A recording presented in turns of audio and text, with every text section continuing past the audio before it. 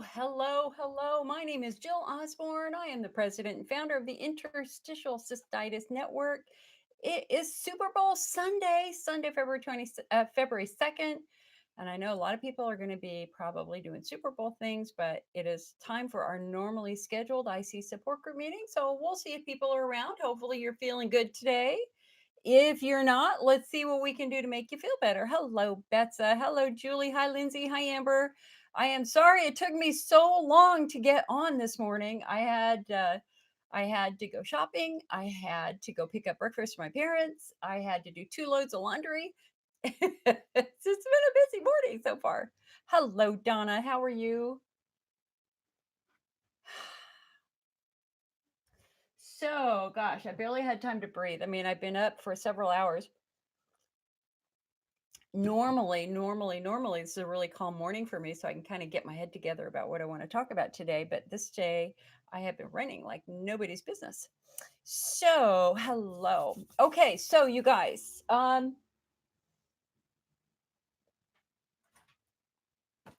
first of all,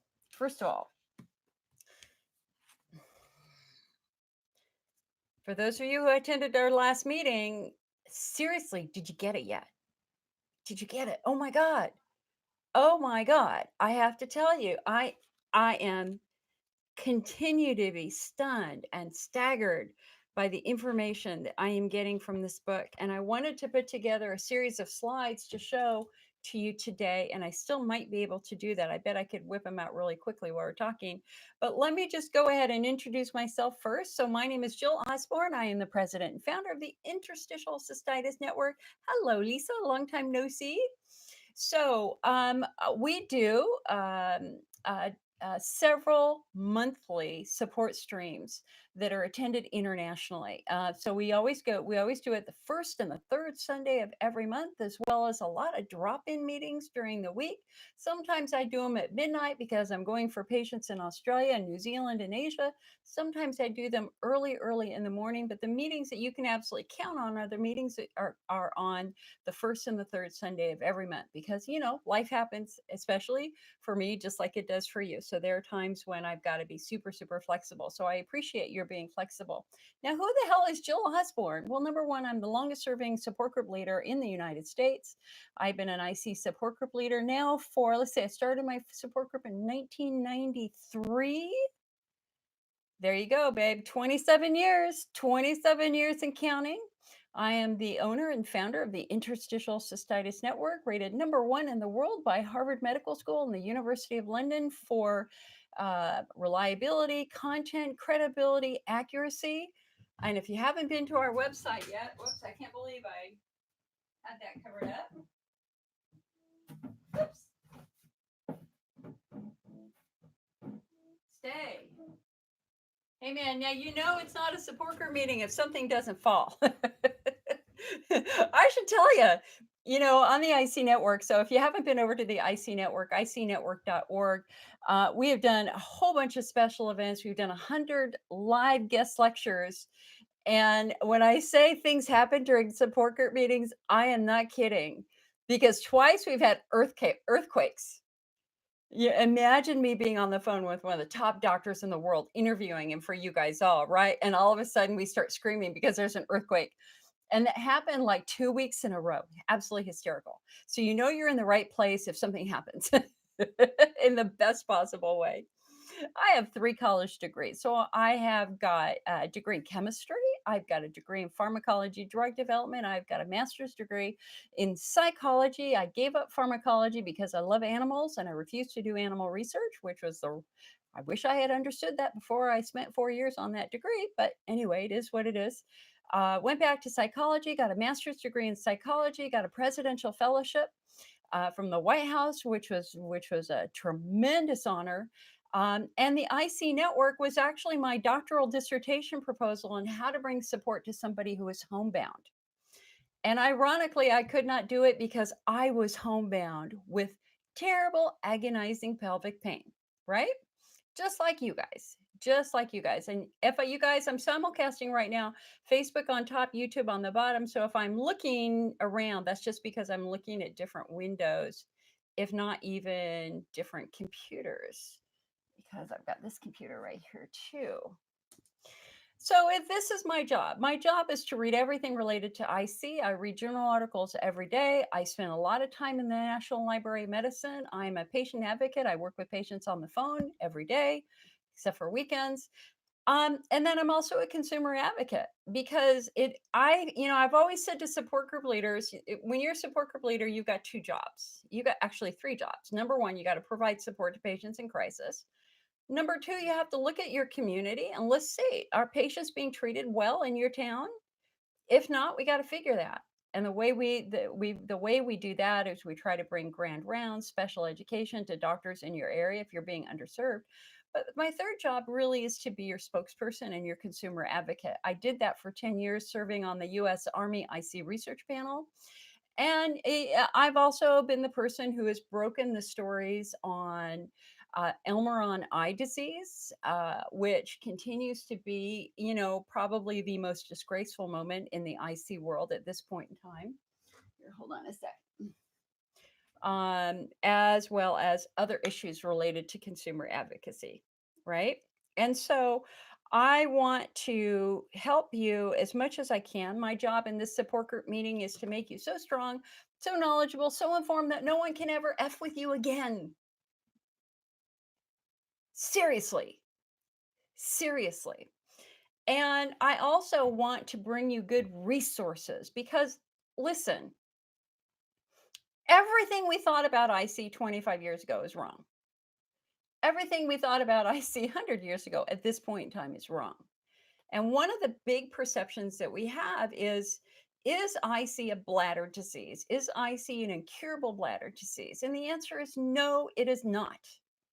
It is not an incurable bladder disease for many of us, okay? Uh, hold on. See, when I talk a lot, I have to put lipstick on. So bear with me here. And I left my water in my other room. Darn it. Okay.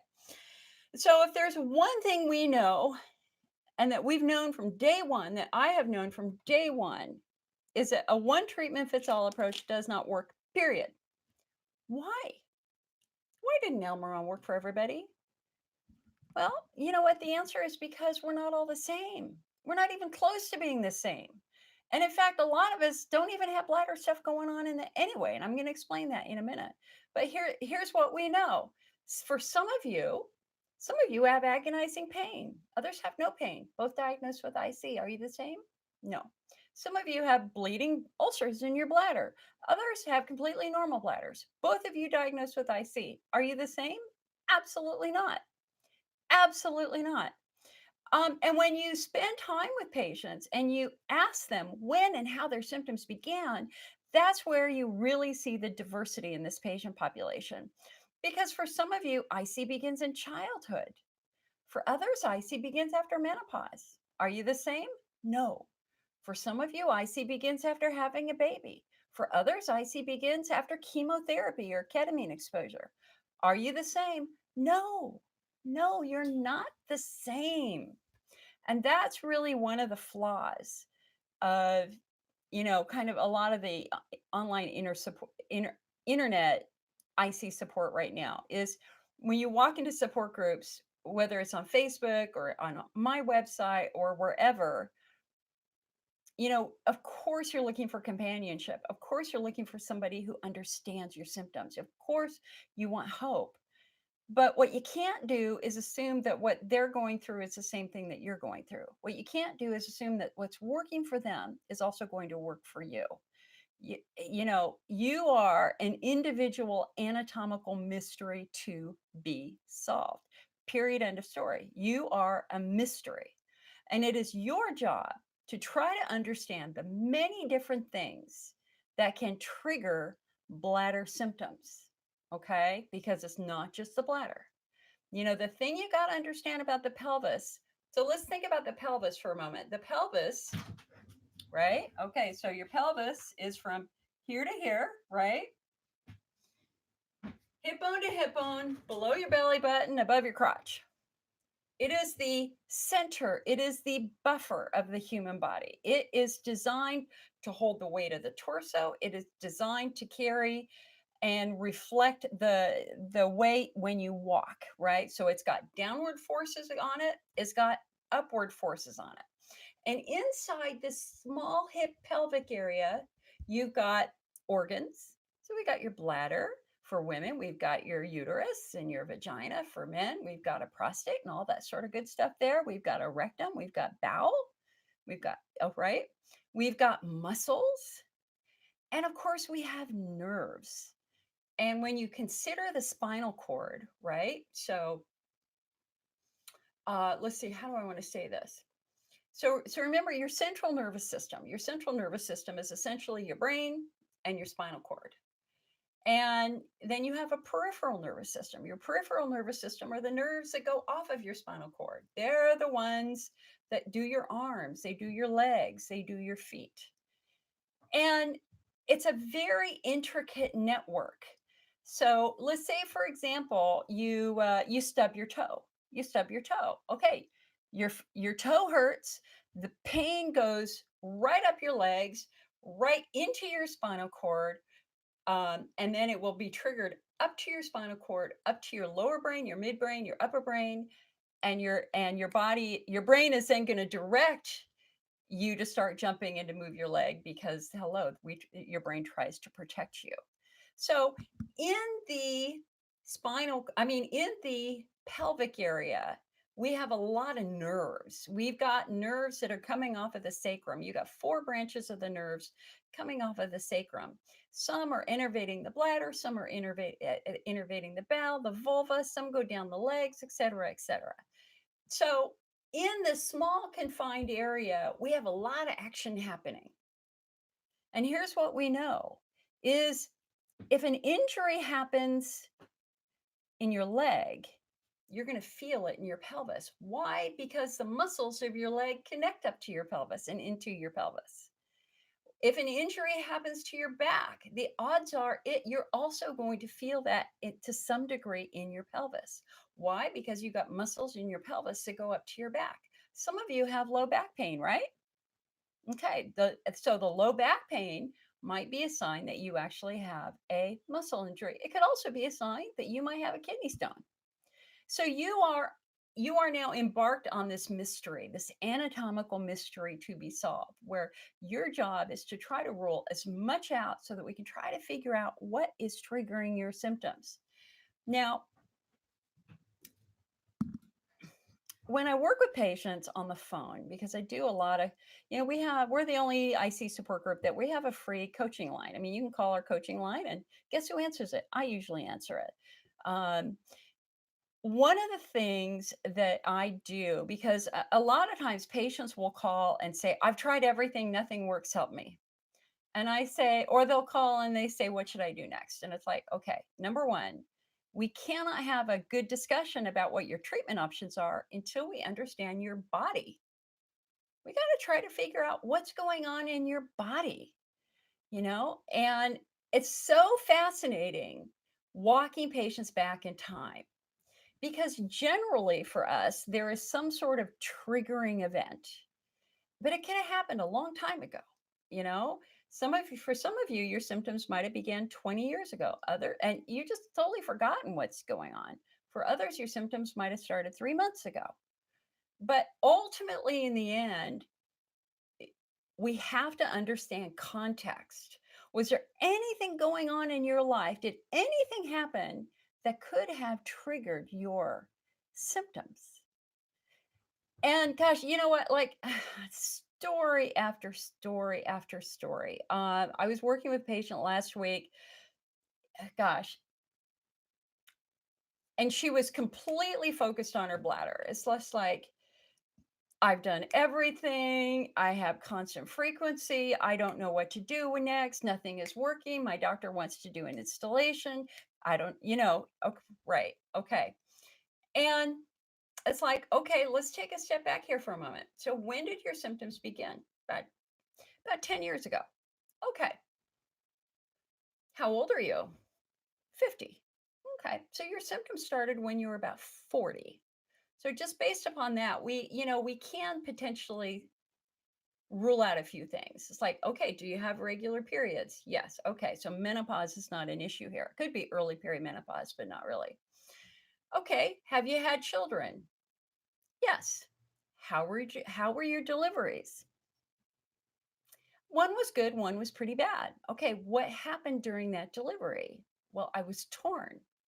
Oh, isn't that interesting? And when did your bladder symptoms begin? When did your bladder symptoms begin? About 6 months after I had my baby. Oh ho, wait a second here. So let me ask you another question. Is sex comfortable? Can you enjoy sex? And the answer is no, not since the surgery. Ow, no, it hurts. Okay. When you go to urinate, can you start your urine stream right away? No, no, I can't. It's slow. It dribbles. I can't. Okay. Have you had a pelvic floor assessment? What's that? Well, a pelvic floor assessment is when doctors will go in and try to study your anatomy. We want to try to make sure that there's nothing else that's contributing to your pain. And um and she's like, "Well, no, I don't think so." And I said, "Well, okay, let's look at it differently. When you go and have your pelvic exam, do you dread it every time?" She's like, "Yeah, yeah, totally." And I was like, "Why?" "Because it hurts." Okay. Well, if it hurts, you know what that means? That means your muscles are very, very tight. I was working with another patient who kind of a very, very similar situation, only her symptoms began, she said she'd always had to pee a lot. She'd always had to pee a lot. It's like, okay, that's interesting. Um, Even as a child, she said, yeah. I said, okay. So, can you remember anything that happened back then? Did anything funky happen back then, even when you were a kid? And she said, yeah, I fell off my bike and I broke my tailbone. It's like, that's meaningful. That's really, really meaningful. I could just tell you story after story after story of patients who, when you actually really think about it, there's some sort of triggering event. And whether it is falling off of a ski lift, whether it is being hit by a car, whether it is being raped or being a victim of sexual abuse, if you are one of those patients as a woman where you literally have never had comfortable sex, if you've always dreaded going to the gynecologist and having your pelvic exam because you know it's going to hurt, the odds are you've got something called vaginismus, also known as tight pelvic floor muscles. The same thing is true for men.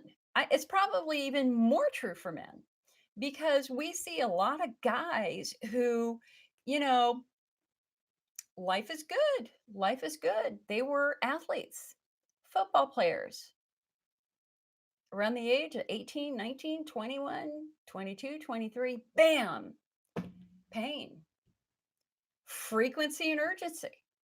You go to the doctor as a guy. Doctor goes, huh, must have an infection. Throw antibiotics at you. Doesn't really work. You go back to the doctor. The doctor goes, maybe you got a prostate problem. They throw prostate meds at you. Imagine you're a 22-year-old guy. And the answer is they don't work. And the reality is that for men, the pain can be referred to the tip of the penis, and pain with orgasm can be agonizing for a guy. Can't be for a girl too, depending upon where the injury is. And, in this case here, his mom, he's in his bedroom. He is not talking to anybody. He's dropped out of college. He can barely move. He's in agony. The doctors don't know what to do. They throw antibiotics at him. They start telling him it's all in his head, which is a load of crap. Mom calls me, finds us, calls me, and it's like, okay, let's go back in time. Tell me a little bit about his history. Well, he was a really, really accomplished football player. Like, okay, that's interesting. Then there were some questions that she couldn't answer, and so she got him on the phone with me.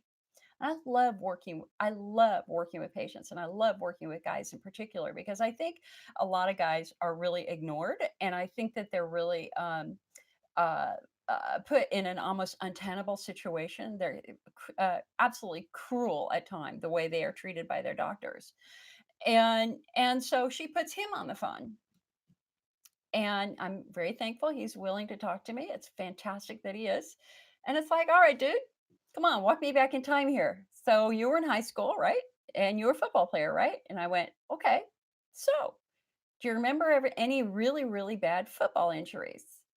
And he's like, oh, yeah, all the time. I was hitting the pelvis all the time. And I went, okay. So think about when your symptoms began. Can you think of anything specific, any sort of trauma that preceded the onset of your symptoms? He goes, yeah, I can tell you exactly when my symptoms began. It's like, okay, when? Because my football team went on a ski trip and I fell off the ski lift. And literally, my symptoms began hours after that. Now, imagine this poor kid who for years has been given antibiotics, and nobody asks the question, did anything happen? Was there any sort of physical trauma? Right? And y'all know, now listen, again, we got tremendous diversity in this patient population. Some of you, some of you might have a chronic infection, absolutely real. Some of you might have chemical induced cystitis of your bladder, absolutely real. A lot of you have muscle or nerve injuries, absolutely real. And so this is the blessing of IC in 2020. We have come so far from where we were even 5 years ago in trying to understand and figure out why there are patients who are not responding to therapy. If you are not responding to bladder therapy, if you are getting worse rather than better, what the American Urology Association says is we've got to revisit the diagnosis and let's make sure we didn't miss something. Like, hello, a muscle injury, a muscle injury. So you all know the subtypes. So we started what the top IC doctors in the world have been doing now for a decade is they're trying to flesh out these subtypes, these variants of IC, because we really can't give you a correct treatment plan if we don't understand your anatomy. And again, remember, a one treatment fits all approach doesn't work. So in Europe, there are 16 variations of IC. In Canada, they use a different subtyping system called U-Point, which has 6 variants. In the United States, we don't have an agreed upon system. You guys, I'm going to freaking blow your mind. You give me 10 minutes, I'm going to blow your mind. I'm so excited. Like, I'm so excited. I'm also kind of hot, so if I'm sweating, that's why. All right. So 5 years ago, Dr. Christopher Payne, who ran the IC research program at Stanford University for 25 years and who's chaired National Institutes of Health meetings on IC, said, hey, wait a second. The problem with the diagnosis of IC is there's no intuitive treatment plan. Like, you diagnose somebody with IC, you don't know what to do, right? I mean, like, seriously, do you really know what to do after you've had a diagnosis of IC? And the answer is no, not really. Not really. And really your doctor doesn't have an intuitive treatment pathway either. You know, your doctor is probably going to say, well, try some Elmeron, take the diet, bam, go. And what Dr. Payne argued in his proposal, which you can find on our website in our section on subtyping, is he said, we need to treat IC patients like cancer patients. And of course, in my brain, I'm going, oh my God, please don't bring up cancer. There's no connection between IC and cancer. And he's like, you're right, there's no connection. But think about it. When somebody's diagnosed with cancer, they don't just say you've got cancer and send you on your way. They tell you where it is. They tell you what severity is. And based upon that information, you have cancer of the left breast that is estrogen dependent, type 1, 2, 3. You know what to do next. There's a very clear intuitive pathway. And he argues very, very successfully that a diagnosis of IC gives you absolutely no intuitive pathway. You literally don't know what to do next. So how do we give you an intuitive pathway? We do it with a more specific diagnosis. So now I've talked about the subtypes. I'm going to go through them very, very quickly because I want to get back to the muscle subtype. Okay. So the core subtypes that he proposed are, because I'm gonna be redoing these. You guys, just like, my brain is just like so over the top in awe of the new information we've got. So 5 years ago, these were kind of the variants that we were looking at. Hunner's lesions. So these are the patients with big bloody wounds in their bladders, right? Uh, IC subtype 2, bladder wall driven. These are the ones who might have little minor wounds in their bladder, but obviously their symptoms are coming from their bladder wall because they have pain as their bladder fills with urine that is relieved by urination. So the fuller you get, the worse you feel. As soon as you pee, you feel better. And I have let me give you, I can explain that really easy. So look, here's a picture of an irritated, damaged bladder wall. This is not a Hunner's lesion. This is just basic irritation. So imagine this. As your bladder gets fuller and fuller and fuller and fuller and fuller with urine gets into the wounds. And so you feel it. It's like, okay, I gotta pee, I gotta pee, I gotta pee, I gotta pee. Oh my God, I've gotta pee. Get out of the way. It hurts like hell, right? And then as soon as you pee, bam, you feel better. That tells us that your bladder wall is contributing to your symptoms. Okay. So that's bladder wall driven. The third subtype is pelvic floor driven. So these are the patients who you have a completely normal looking bladder, but you still have all these symptoms. This is one of my subtypes. I have a completely normal bladder. You look at my bladder, there's no doubt I'm an IC patient. I mean, I could barely walk for a year. My pain was so bad when it first started.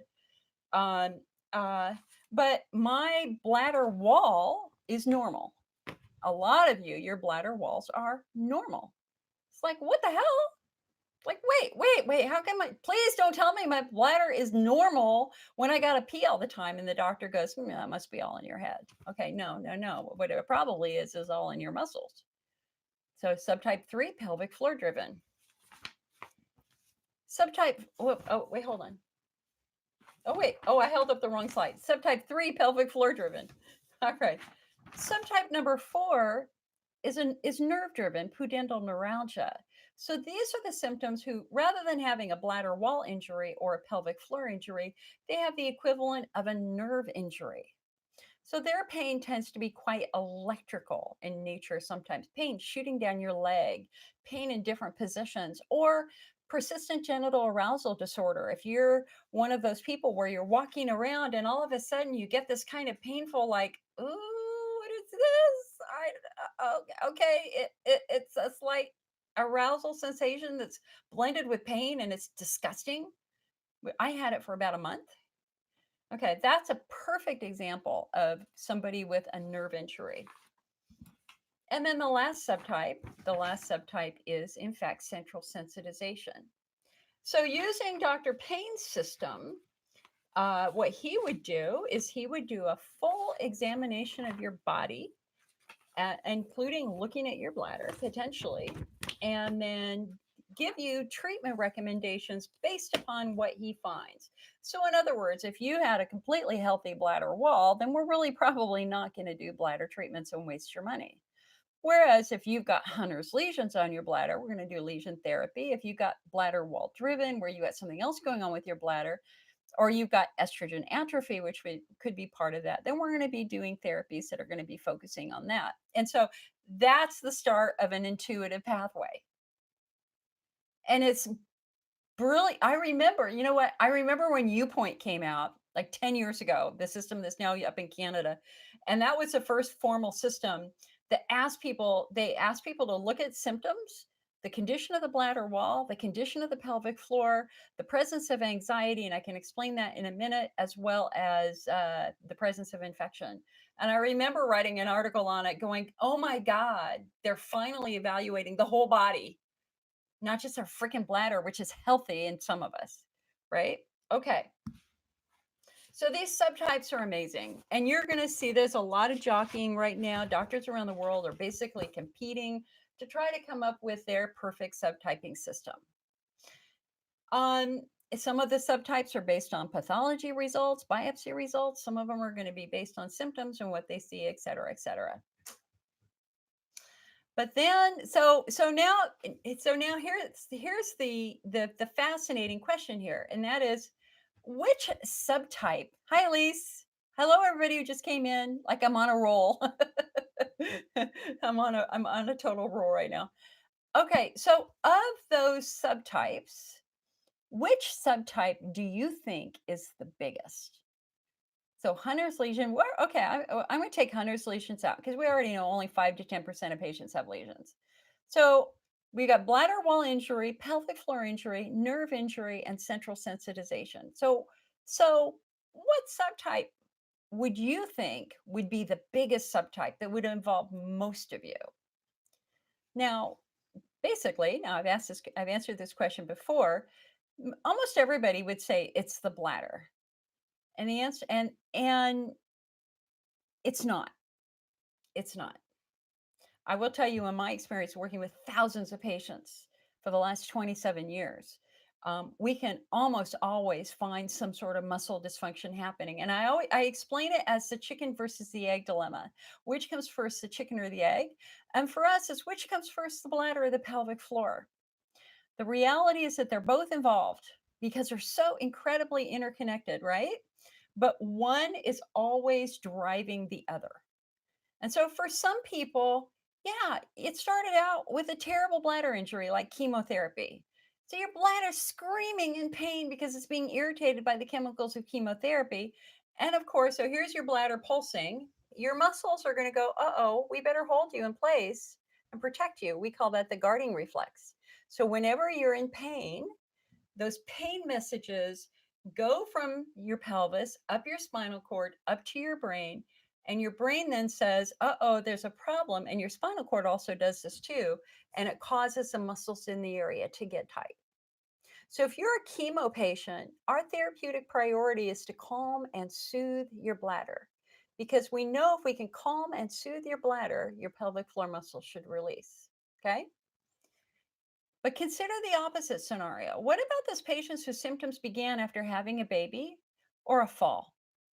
Now, you have no clue that you have a muscle injury, none at all. And then one day, a week, a month, 6 months later, bam, frequency urgency. And you call the doctor and you go, hey, man, I think I got an infection. Doctor gives you antibiotics, they don't work. You go back to the doctor. If you're a woman, the doctor's going to say, maybe you got overactive bladder and give you overactive bladder meds. If you're a guy, you're condemned to prostatitis. They're going to say, maybe you got prostatitis. Let's give you more antibiotics or we'll give you prostate medications. And ultimately, those don't work. You go back to the doctor. It's like, doctor, I cannot sleep. I cannot work. I cannot sit in the freaking car. Please help me. And the doctor goes, maybe you got interstitial cystitis. And they give you Elmeron. And it doesn't work. Why? And then they look in your bladder and they go, gosh, you know what? Your bladder looks really good. Maybe it's all in your head. The reality for this patient is that no bladder therapies are going to fix them. Why? Because look, healthy bladder, bad muscle. Bam! Muscle gets injured, starts to squeeze, starts to influence blood flow, restrict blood flow to the bladder, to the vulva, to the rectum, to the muscles, right? And then unfortunately, there's a ripple effect. When the muscles are tight and painful, what do? They overwhelm the spinal cord with pain messages. Just massive, like ow, ow, ow, ow, ow, right? And at the spinal cord level, those neurons are releasing neurotransmitters and it overwhelms the spinal cord.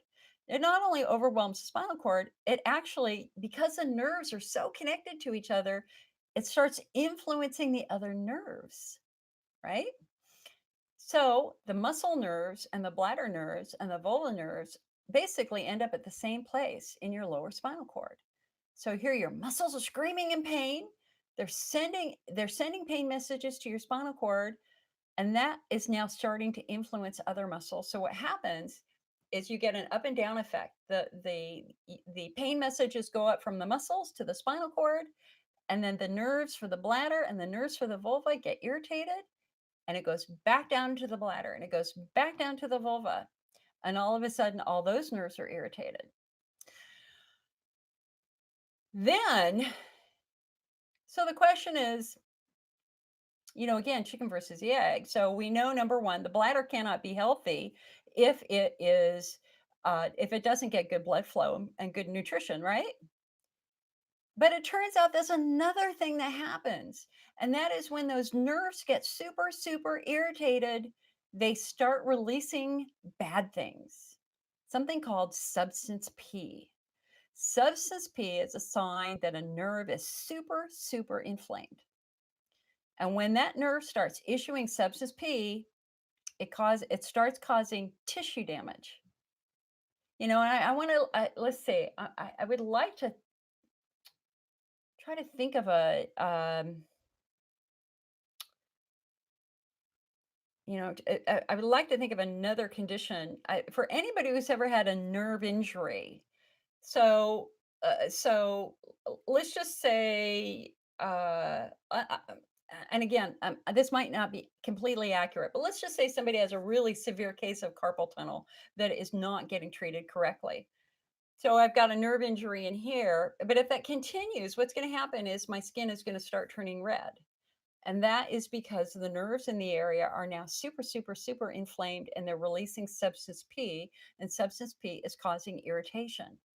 And of course, the problem then is with substance P causing irritation, that causes the mast cells to release histamine.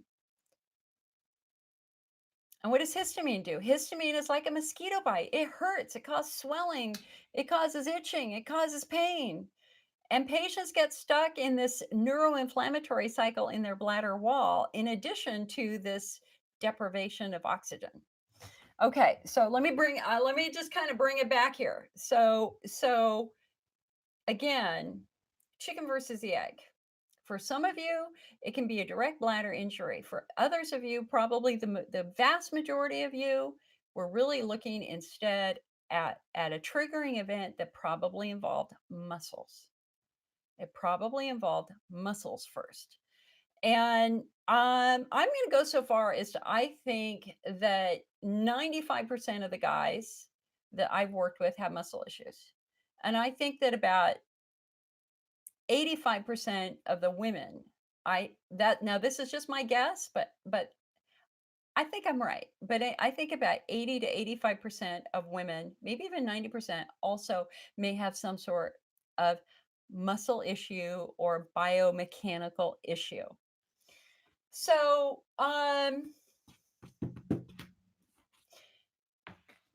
so let's think about this for a moment. If you cannot start your urine stream right away, if you cannot, normally when you pee, your a muscle relaxes, a sphincter opens in a fraction of a second, and you pee. Quick, starts right away. If you cannot do that, if you have to strain, if you have to push, that tells us that your muscles are not functioning normally. And it also tells us that probably your muscles are really, really tight.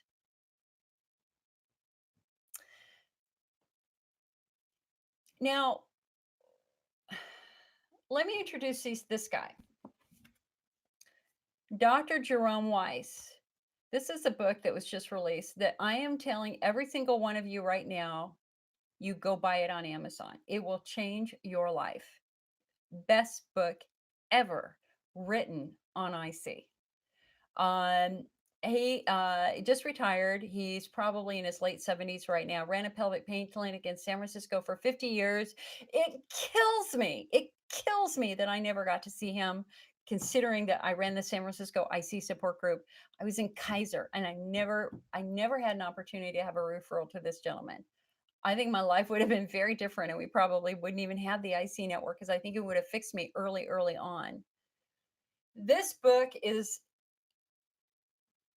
written to give you a pathway if you're not responding to treatment. It is um, a love story to the pelvic pain community. It is his legacy. He knows so many patients have not found relief, and he wants to give you different things to consider. And he is of the opinion that, again, the vast majority of us have muscle trauma. And again, in that context where patients bladders are healthy and yet you still have symptoms, it's like, hello. So when he first started his practice in the early 1990s, or the late 1980s, he had patients healthy bladders. It's like, what the hell's going on? And he connected up with a couple of doctors at UC San Francisco who were able to prove that patients with overactive bladder often had a muscle issue.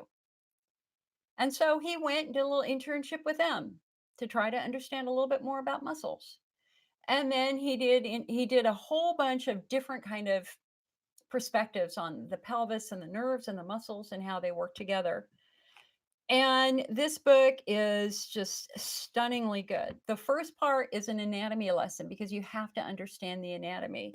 So he starts first with the purpose of it. You're going to learn more in the damn preface. Like literally, my book, the preface, I've got I've got highlighted in yellow. You will learn more in the preface and the introduction than you probably ever known. It's stunning.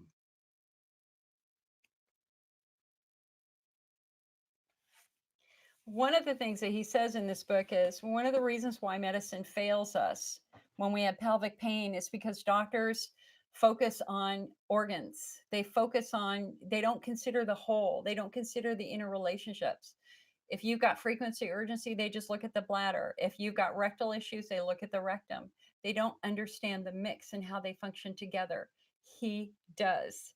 So, what you're going to do is you're going to get this fabulous lesson in anatomy, just fabulous lesson in anatomy, fabulous lesson in how urologists are trained. Uh, Like any young doctor with many years of rigorous education, I entered medical practice in 1967, assuming I knew how to correctly diagnose and effectively treat common urological diseases. That assumption has proved to be false. Unfortunately, the frequent hospital rotations required during my residency made it impossible to follow patients consistently over time to know if my treatment had been effective. In those days, the standard, extremely unpleasant procedure for frequency urgency was to stretch or dilate the bladder with a metal rod. When patients did not return, my colleagues and I routinely interpreted this as a sign that their symptoms had improved. However, in hindsight, I would be willing to bet that many of them experienced only temporary relief and had not continued with the treatment because they feared another archaic, painful dilation. Hello, I had about 100 dilations. I could write the book on surviving dilations as a kid. Okay. So anyway, he started studying musculature to and became one of the first masters of assessing the pelvic muscles. And then he understood the process that was happening. So let's say, for example, you fall on your tailbone. It's like, okay, ow, hell, that hurt. Some of you have already told me stories where you've fallen on your tailbone and you couldn't walk, or you've been kicked in the crotch, or you were kicked by a horse, or whatever. You couldn't walk afterwards. But eventually it goes away, and you're walking again. But it's not quite that easy because what happens to a muscle that's injured? Well, what he says, it develops a trigger point. And what we consistently see in patients is a series of minor pelvic traumas that over time start to create a lot of trigger points. And you can have trigger points in lots of different muscles. You could have trigger points in your levator ani muscles, which are down at the bottom of your pelvis that go from your rectum up to your pubic bone. You could have trigger points on the muscles that go up the sides of the pelvis, like the piriformis and obturator. You could have trigger points inside your pelvis, or you could have trigger points outside of your pelvis where the piriformis leaves your pelvis and attaches to your hip bone. There can be trigger points all over the place. And generally, trigger points are latent, they're silent. You have no freaking clue you've got trigger points. You just don't. I wish I could show you. I have got right here. Where is it? Here it is. I have got a trigger point right here, the size of an almond. I have had it for 30 years. And anytime I get a massage, it's like we're always trying to break down this trigger point because it hurts. I mean, it doesn't hurt all the time, but it does hurt, and it's not healthy. When you have a trigger point, when you have a tight bundle of muscle, what that means is that it's restricting blood flow. It is damaging nerves potentially. So here you've got a series of mild pelvic traumas over time or muscle traumas over time, and you get trigger points here, trigger points there. You got a trigger point in your leg, you got a trigger point in your lower back, you got trigger points in your pelvis, and then bam, bam, something happens and that turns them all on. And then you've got pain. You've got pain. And it's not just little pain, it's oh my God, I cannot walk pain. Holy hell, mother of you know what? What just happened? What just happened to me? I can barely walk. And there's usually a major triggering event, sometimes a minor triggering event that basically turns them on. And all of a sudden you've got pain, pain, pain, pain, pain from all these little trigger points. Bam, bam, bam, bam, bam. And they're basically bombarding the spinal cord with pain. And then you got this ripple effect. One of the things he talks about is, and this is something else for you to think about, is that the pelvis and the nerves in the pelvis are a very primitive part of the human body. It is the anchor of the human body. This is the fight or flight response in the human body. Um, and so when you're stressed, you're going to feel it. And the best analogy is a dog wagging his tail. When a dog is wagging his tail, his his his tail is up and he's wagging and he's a happy boy. He's a happy boy or happy girl. When a dog is under stress, what happens? He tucks his pelvic floor under and his tail goes between his legs, right? And that is a sign, and that is a very primitive response to stress, an absolutely primitive response to stress. Well, guess what, my friends? We all had tails when we were tiny. Humans have tails too. That's why we have a tailbone. And it's usually at about weeks 5 or 6 when we're in our mom's belly that the tailbone the tail gets reabsorbed. But we have exactly that same response. When we are happy, our tail is kind of, our body is relaxed, our hips are in a correct position, we're not tucking anything under, and things are good. And when we are under stress, what do? We tuck our pelvis under. And you have no control over that. That's an involuntary response. That is the fight or flight response. Your body is getting ready to run or fight for its life because that is the way we are built. The other thing that's so interesting about this, because it is such a primitive part of our nervous system, is it goes through a different part of our brain. And that part of our brain happens to be right next to the limbic system.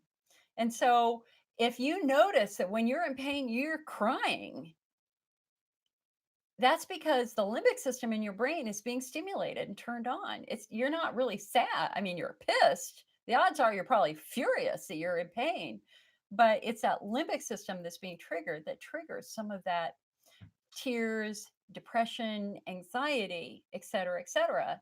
And as he accurately points out in this book, if you struggle with a lot of anxiety and stress, you have to understand the physical ramifications of that. And the physical ramifications of that is you're going to be tucking your pelvic floor muscles under completely subconsciously. And that there's a toll that takes on the human body. You're not meant to walk with your tailbone tucked under. You are meant to walk with your hips open and relaxed.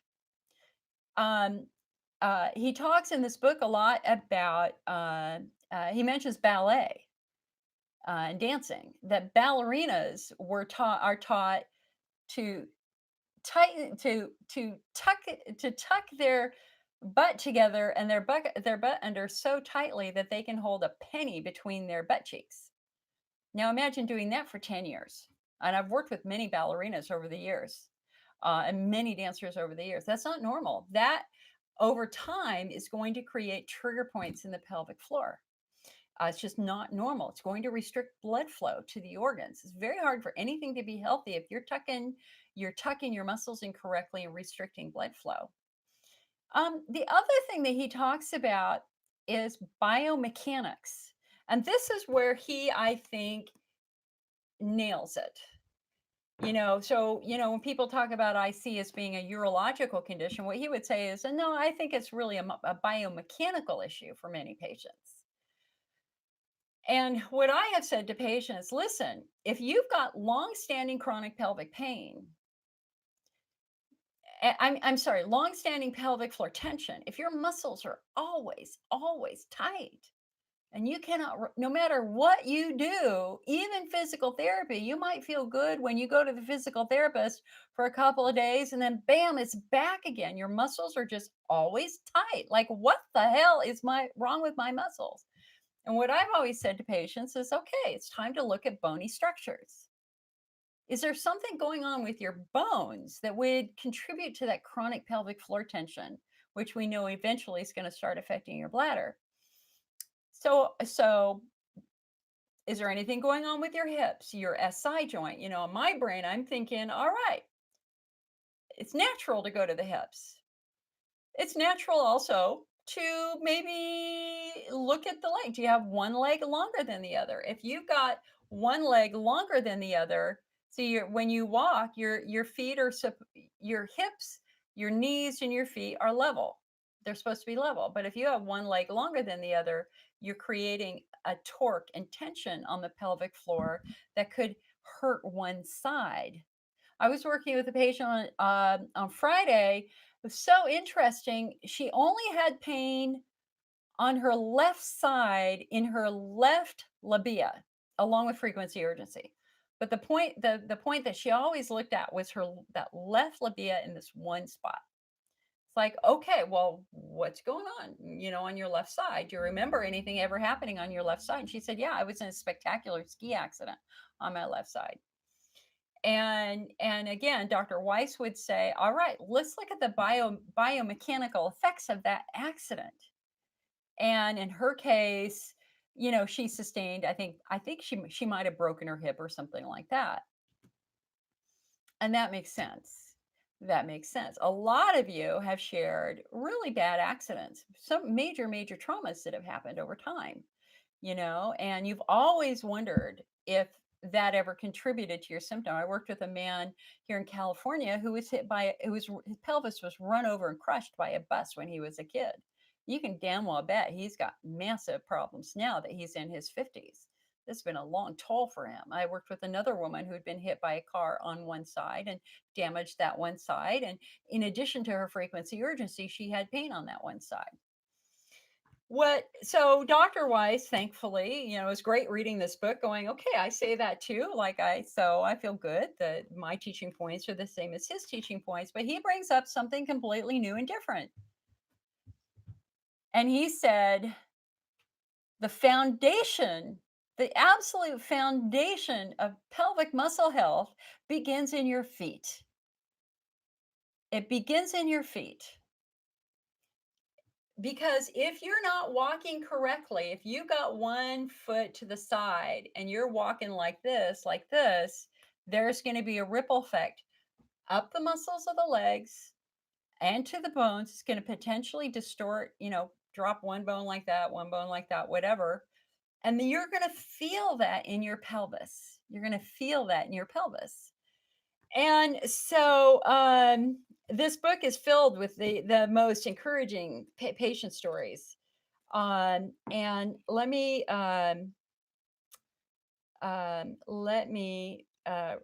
read one to you. So somehow he connected, again, trying to solve the mystery of, with physical therapy, he could get somebody out of a flare. He could get somebody out of a crisis.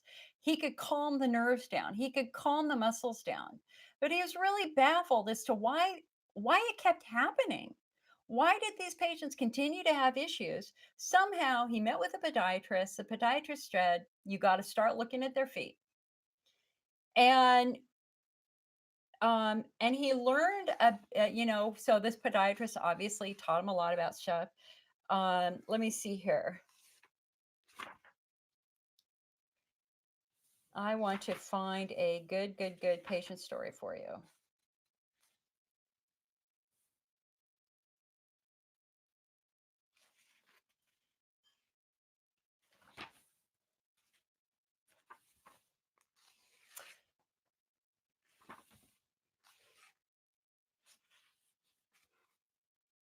Okay. So let me read this story to you. And I'm going to have to explain I'm going to have to explain, actually, before I read a story, I need to explain one specific foot condition that he works with. So I want everybody, take your shoes off, take your socks off right now. Take your shoes off, take your socks off. We're going to look at your feet. 90% of his patients with chronic recurring pelvic pain have this foot condition that I'm going to tell you about. I am taking off mine right now, too. Okay, it's called Morton's toe. Morton's toe. So Morton's toe, let me see.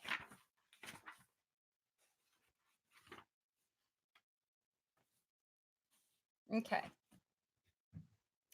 Think about it this way. The biggest bones in the human body are designed to hold the most weight. So your hip bones are your biggest bones because they carry the weight of your torso, right?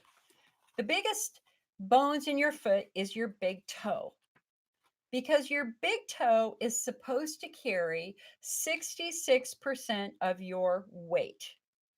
Um, uh, let's see here. Hold on. God, it's such a freaking good book. I just cannot even begin to tell you. So when you walk, the first toe that is supposed to touch the ground is the big toe. It is supposed to carry 66% of your weight. The second toe, as you step, is the second toe that hits the ground. It's supposed to carry 33% of your weight.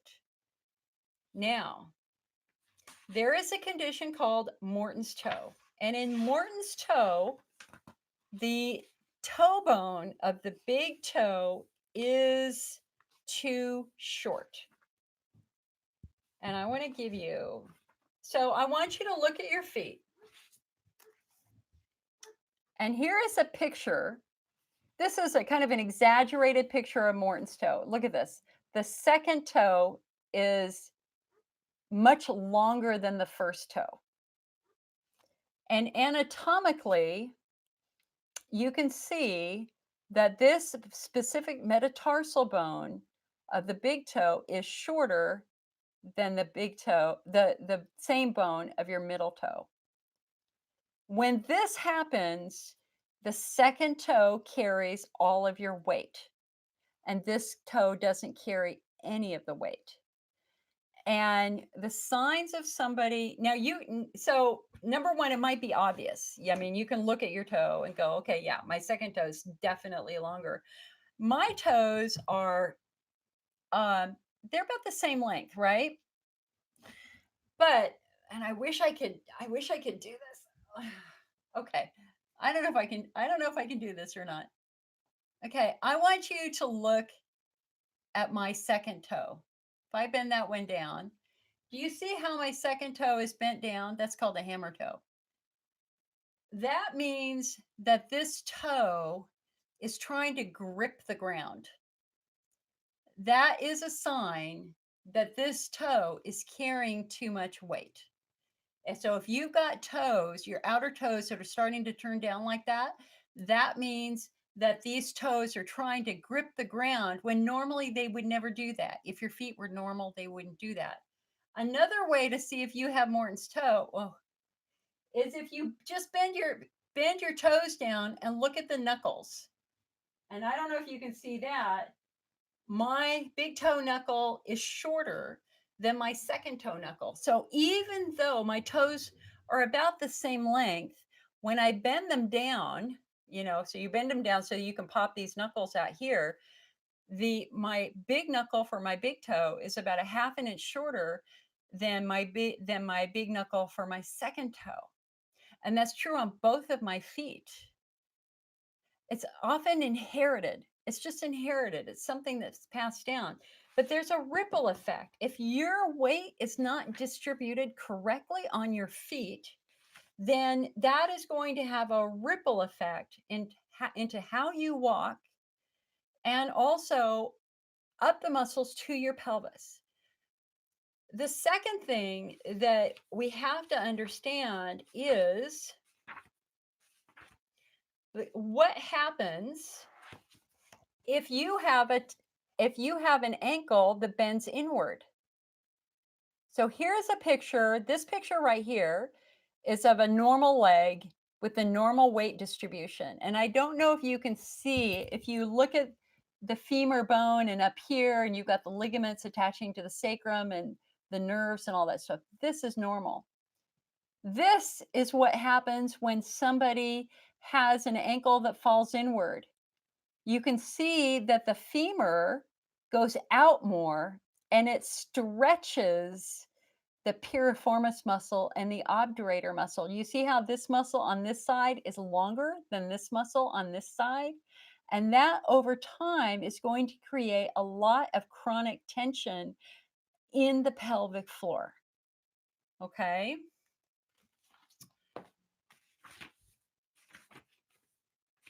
Let's see. So what he did is once he understood the impact of how somebody's walking on the pelvic floor, when those patients with flares were coming back to his clinic, of course, he ruled out bladder stuff. He checked their muscles, always saw that their muscles were tight again, and then he went right down to their feet. 90% of his patients with chronic pelvic pain had foot problems. Foot problems. And most of them had Morton's toe. I have Morton's toe. So let me read you a couple of case studies here.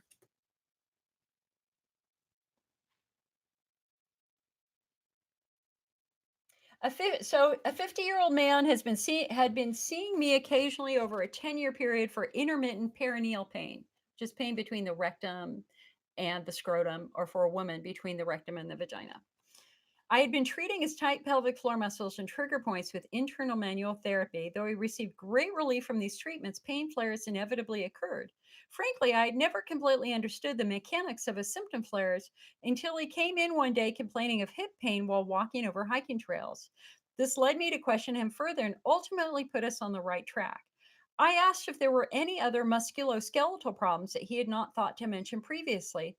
He responded that he had always had pain at the base of his large toes, which he attributed to arthritis. But because he knew that other family members had the same problem, he never sought attention for this quote unquote congenital issue. I then examined his feet, something I had not been accustomed to doing, and found small bunions and moderate overpronation.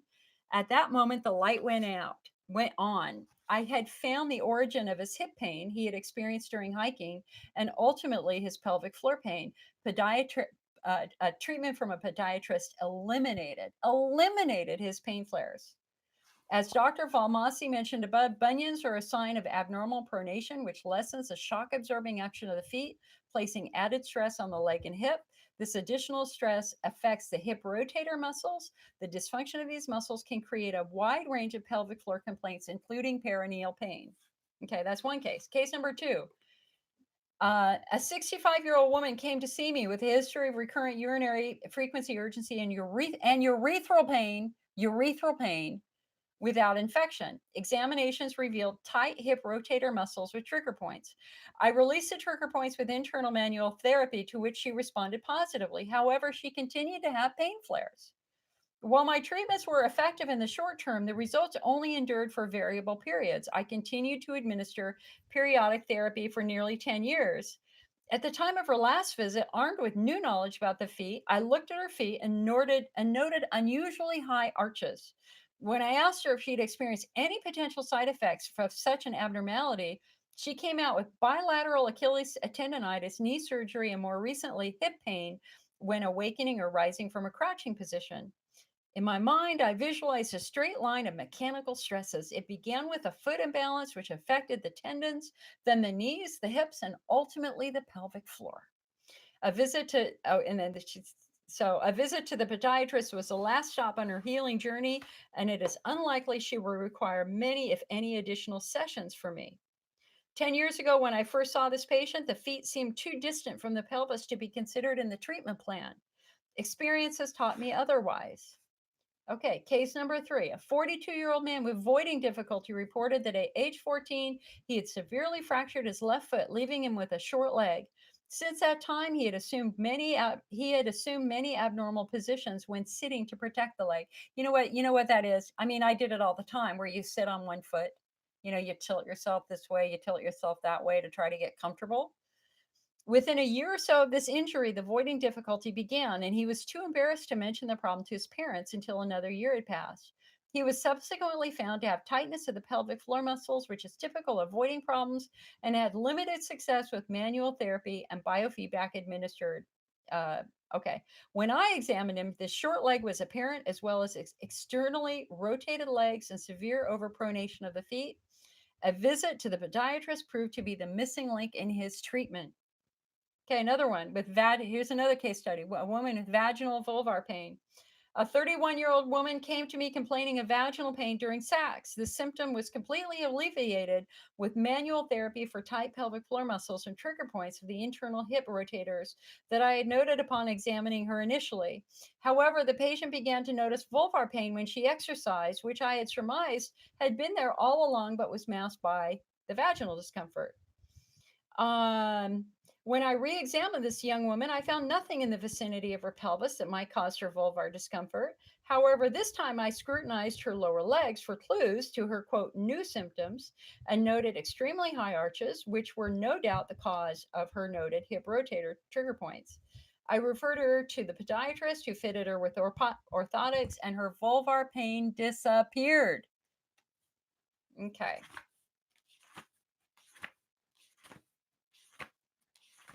so hold on a sec.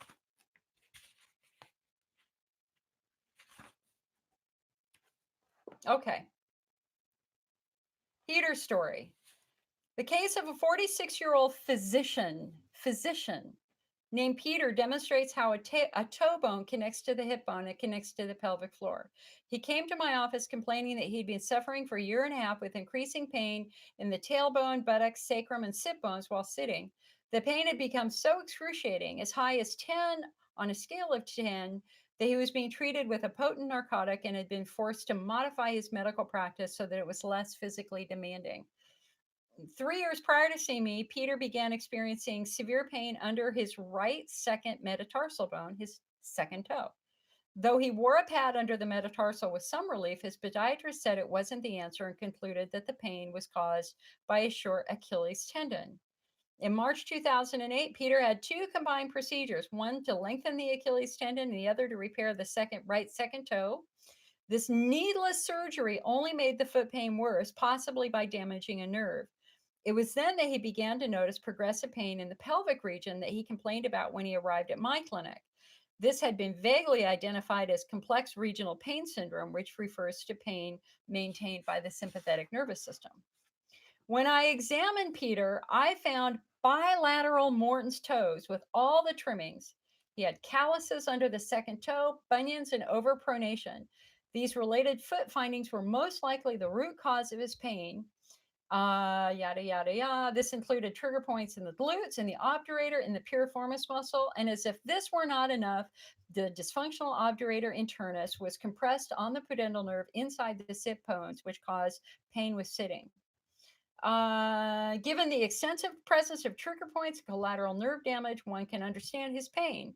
After 3 nerve blocks and 4 months of pelvic floor therapy, including trigger point release and nerve mobilization, he was able to sit for 30 minutes without pain. We had accomplished something, but not enough. On re-examination after clearing the nerve pain, I located trigger points in It's a different group of muscles. 3 months later, following a series of trigger points, he can now sit for 2 to 3 hours. However, we still have a way to go. Okay. And then there's Kelly's story, a woman. Um, and in these cases, so in her case, they did pelvic floor physical therapy. They got her to the to a good point, but it kept flaring, and they went back and they found that she had Morton's toe that was causing tension along a certain area of her pelvic floor. Okay.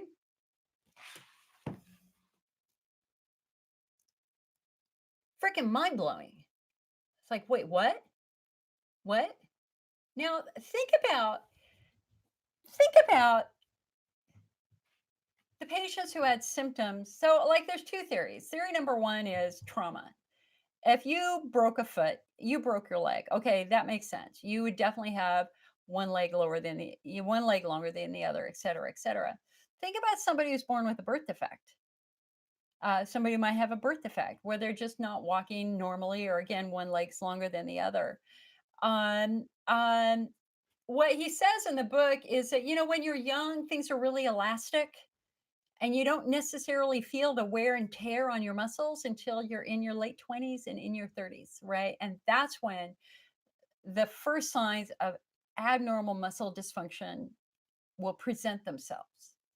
And again, if you've got long term, whether it's injury that has weakened muscles, or whether it is a long term strain on a muscle from Morton's toe or from the way you're walking, et cetera, eventually the tightness and the tension in the pelvic floor is going to start restricting blood flow to the bladder, and your bladder is going to get affected, as well as the pain neurotransmitters hitting the spinal cord, overloading the spinal cord, reflecting back down onto the bladder, onto the vulva, onto the rectum, where it causes the symptoms that we associate with this frequency, urgency, pressure, pain. So, like, I've been reading this book for 3 weeks now. I just went through the vulvodynia chapter again. The next chapter after that, which I've read, is anal, genital, orgasmic, perineal, tailbone pain. And the last chapter is on self-help and stuff like that. And that's when I got pissed. And that's why the subtyping that we've been talking about has to be adjusted. So, and I'm going to use myself as an example. So y'all probably know the story that I was in a swimming pool that made a mistake with chemicals, and that was the first time I ever had bladder pain, like agonizing bladder pain. I was 32 years old. But when I was 13 years old in 7th grade, I couldn't sit through class. I had to pee. I had to pee all the time. Hey, Mr. Giving, I need to go to the bathroom. Can I please go to the bathroom? And my teachers got pissed at me. Like, why? Hold it. I can't. I couldn't hold it. I had no pain. I had frequency urgency. And it was just very, very sudden. And so here I'm 13-year-old. They refer me to a urologist. I walk into Dr. Andrew Thusen's clinic, the chief of staff of Memorial Hospital in Santa Rosa, California. There are old guys sitting in there with prostate issues, and here comes little old redheaded Jill with her mom. You want to talk embarrassing? That was embarrassing. They thought it was infection. I remember having to swallow 13 to 16 antibiotics at one point in time. And then, they said, let's do an x-ray. So I go back down to the clinic. There's this really great nurse, absolutely loved her. So she does the x-ray. And I think I even had to do, I think it was a contrast x-ray. So I had to do Epsom salts the night before. Like, holy hell. You can warn a girl if you're going to, give her something where she's got to, empty your bowels. That was an experience. Anyway, I really like this nurse. And so she goes, hey, Jill, you want to come on and watch me develop it? And I'm like, yeah, definitely. So here I go into the little developing room with her, and we watch the magic of my x-ray coming up. And my back was curved. I had a curve in my back, my spine. And I remember saying to her, I said, "Oh, I must not have been standing up straight.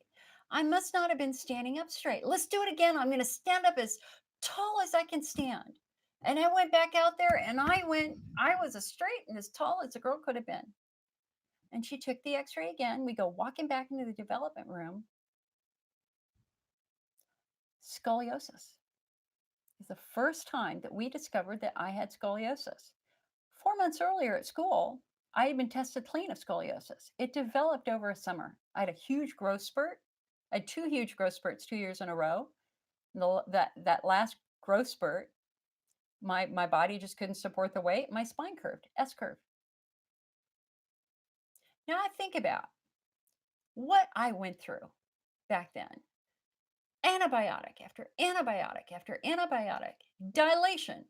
I had dilations every week for more than a year. I had them for 3 to 4 years, well over 100 dilations.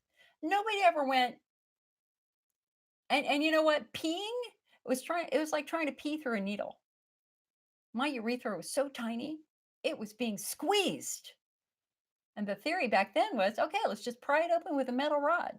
Give her a little laughing gas, jam it in there. She screams, we're done. I did that every week.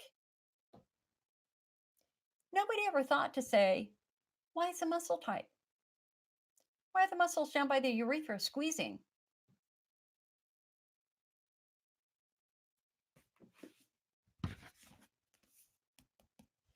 He talks about scoliosis. What does scoliosis do? So, with scoliosis, right, I've got one hip, and my scoliosis when it started was pretty bad. I had two 40-degree curves. I was this close to having my spinal fused. I mean, I had a big S curve. And it was very, very painful. I couldn't sit at my desk comfortably. I remember crying at night, trying to lay down in bed. I could feel my whole spine settling. The the toll that took on my pelvic floor muscles was not once considered. I endured years of bladder therapy. And then the bladder stuff kind of went away. And I also learned back then what the scoliosis doctor wanted me to do is lay in bed. Just go to bed. I knew that when I laid in bed, I felt much worse. And so I did the exact opposite of what he told me to do. And when it started hurting, I got up. I walked around. I started playing tennis, became a professional tennis player actually because of that. But I played two-handed because I wanted to balance both sides. I kind of understood implicitly that my body was not in balance. But then in high school, I got vulvodynia. You feel like you have a yeast infection all the time. Only when they look at you, you look normal, but it hurts like hell. You can't wear jeans. Chapter on vulvodynia. Same principle. The muscles are stressed and strained. They have trigger points. They're overwhelming the spinal cord with pain sensations. Bam, hits the vulva. Unexplained vulvodynia. Then in my 20s, irritable bowel. I'd never had irritable bowel before. First job out of college, bam, irritable bowel. Holy hell. He is proposing it's the same mechanism of action. And yeah, you know what? I was 32 when I had this. I was by that time, I was already modifying my diet, had the IBS under control, wasn't drinking coffee, soda. I kind of learned my lesson. And then bam, and I was training for a triathlon, swimming a lot. I swam a mile or two a day. Then I would go to 100 flights of stairs, and then I would row 5 miles on the rower, and that was my workout. I'm kind of a loner when it comes to sports. I like to just challenge myself rather than be in a team. And one day, they made a mistake with the pool. And that night, I was up all night bawling my eyes out, thinking that I had the world's worst bladder infection. But now, yeah, the pool was effed up. There's no doubt the pool hurt. I would have been blinded if I hadn't had my goggles on. But now I'm going, oh my mother, Jill, think back to the trauma that you were doing to your pelvis. Could something else have been contributing to that? This is what I know. I have scoliosis.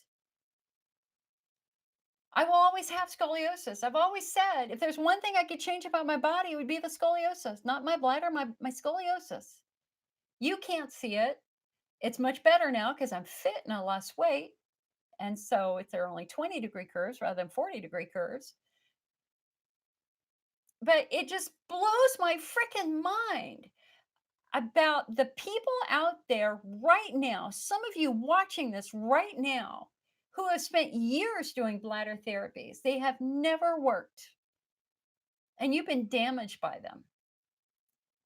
You've been damaged in Elmeron, eye problems. And guess what? What if instead you have a muscle injury?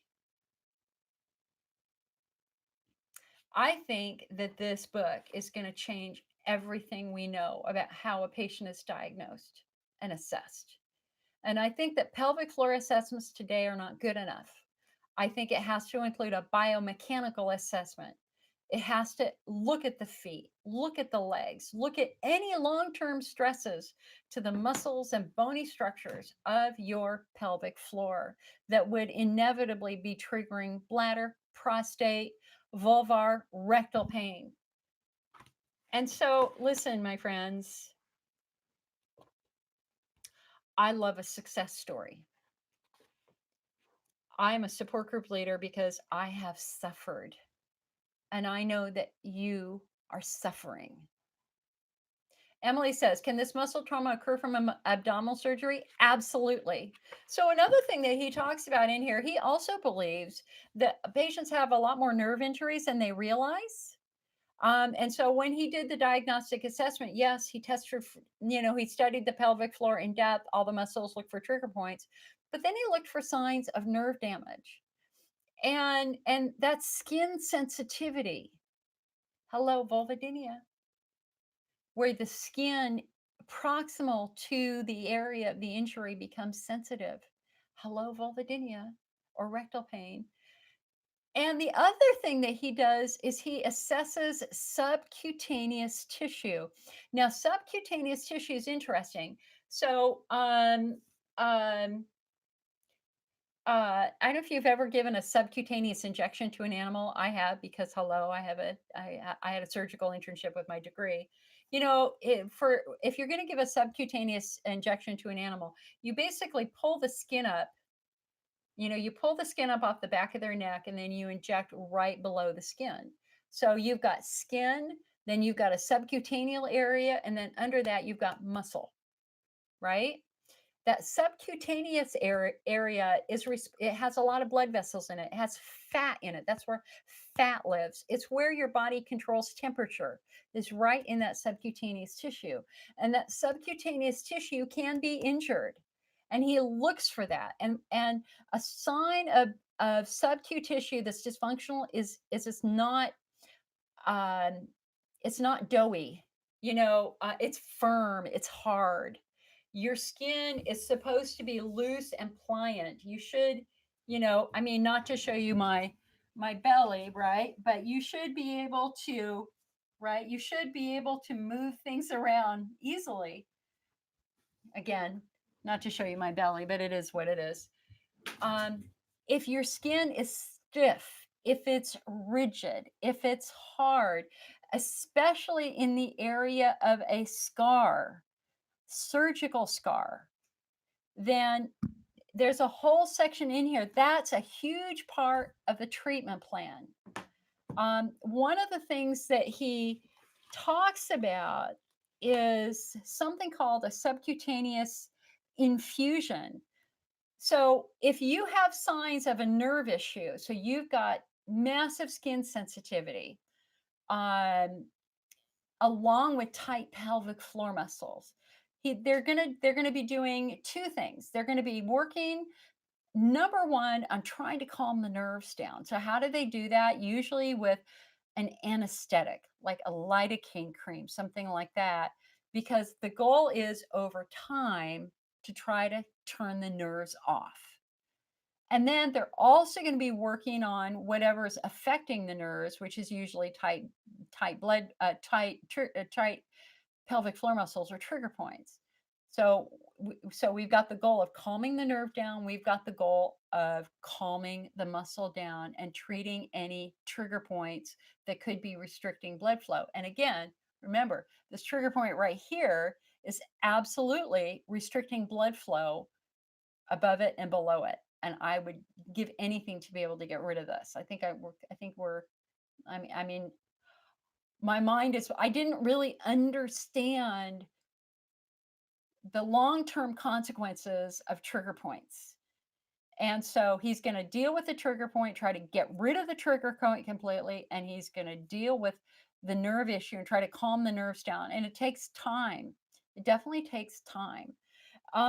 But he also started doing something called subcutaneous infusions, where if that patient had just really stiff tissue down there and it wasn't giving at all, and it was really firm and rough, that he would infuse that area with lidocaine, and he had spectacular success with that. Spectacular success with that. So he's not paying me. In fact, I want to read you a letter I just sent to him. I used to run into him at conferences. I haven't seen him in about 5 years. I want to read the letter I sent to him, or at least portions of it. Hold on a sec, because I think this is going to help so many of you understand why you're not getting better. So hold on a sec. Let me find this letter. Where did I put it?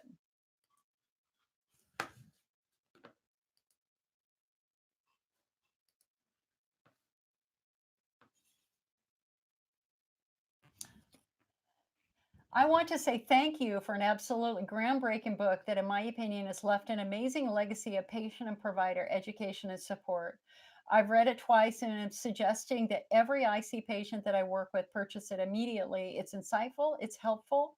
The anatomical educational information about the pelvis as the anchor and buffer between the torso and legs gives patients a new context to consider with respect to their pelvic disorders. Honestly, I hadn't really thought about that. The illustration so clearly showed how foot and leg dysfunction can create a foundation of chronic pelvic muscle tension. Also, as I have said for the past few years, patients with chronic muscle tension must look beyond the muscles to the bony structures, i.e., the biomechanics of the pelvis. But I had never considered looking below the hips. The patient stories that I'm now getting about foot injuries, leg length differences, scoliosis are staggering. 2 weeks ago, I did a live lecture for about 6 hours on your book with Q&A.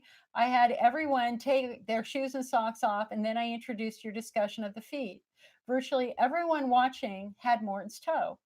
I have Morton's toe. My father has Morton's toe. I have every single foot condition that you described in the book that we had always blamed on my brief but physically demanding college and professional tennis career. Yet, yes, I already have the toe pads in place in my shoes, and I can already feel the difference in how I'm walking. I was working today with a patient with vulvodynia who had extreme left side vulvar pain. She was upset, emotional, and frustrated. And talking about the sharp pain that occurred only on the left side of her labia majora, she also described stiff, hard, subcutaneous tissue. And then when I asked about PGAD, she embarrassingly said, "How did you know?" I asked, "Can you remember any physical trauma that occurred on your left side? A fall?" She said, "Yes, I had a terrible fall while skiing on my left side." Bam! Her physical therapist said her muscles were unbearably tight. She confessed that sex had never been comfortable. She can feel nerve pain and skin sensitivity. Clearly, she's dealing with muscle and nerve dysfunction. With your book, I was able to give her a new, encouraging approach to her pain. I've also found your book to be personally moving. I first developed frequency urgency in seventh grade.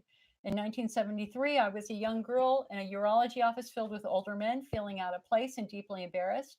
During my first diagnostic workup, we did a simple x-ray in the office, and I was invited into the development room to see the x-ray image. We noticed immediately that I had a curve in my back.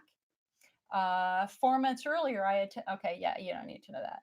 I endured at least 100 urethral dilations over the next 5 years.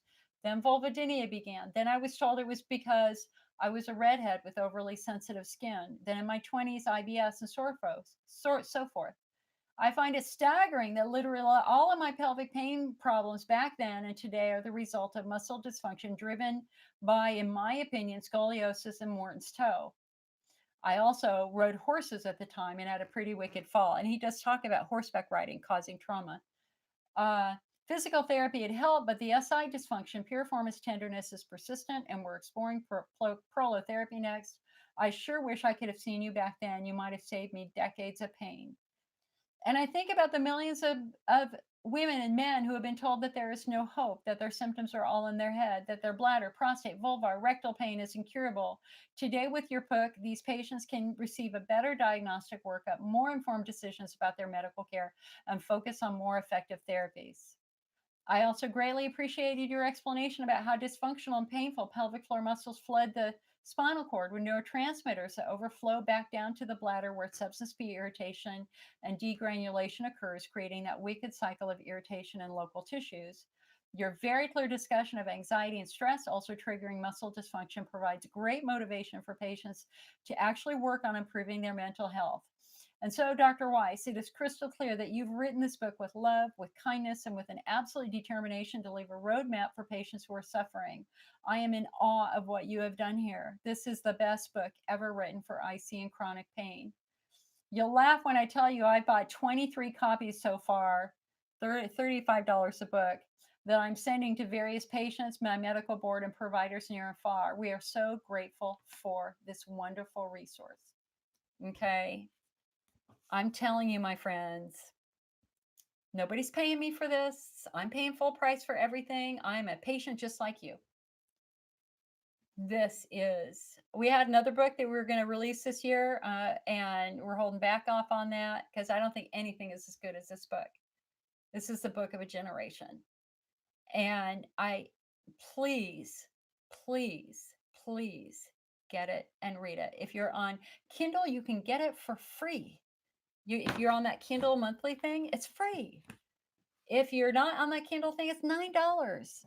And if you're like me and a geek and you just want to be able to, you know, color the pictures, because I do a lot of, for me to study stuff, I have to play with it. And so what I did is I skimmed the book first. I went to the foot chapter and went, what the hell is he talking about? I thought that was fascinating. Till I started looking at my feet going, holy shit. Okay. Then I reread the book and I created my working notes. And because this is how I studied in college. So then I rewrote all of the points that I thought were relevant to the book. And I'm going to be putting these in our next magazine. And I'm hoping, I mean, I've got lots of pictures in here and things like that. This is how I learn. This is how I study. And so my next IC Optimist is going to be my notes from this book. And it's going to be kick-ass good.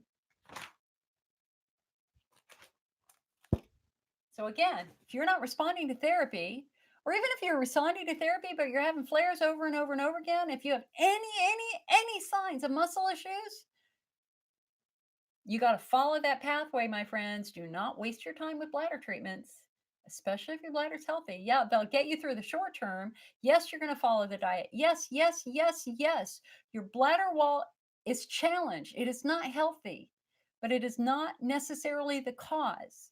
The cause is tight frickin' muscles that can be due to trauma or due to a biomechanical abnormality. All right. So, okay. So look at that. I just proved I can talk for 2 hours straight. Let's take some of your questions. I know the football game is going to be starting shortly, so we'll probably just go for another 40 minutes, but let's just dive into your questions. I apologize if I missed your questions earlier. Please feel free to ask them again. I am so excited. I'm thrilled. It's called Breaking Through Chronic Pelvic Pain by Dr. Jerome Weiss. So let's hit some of your questions.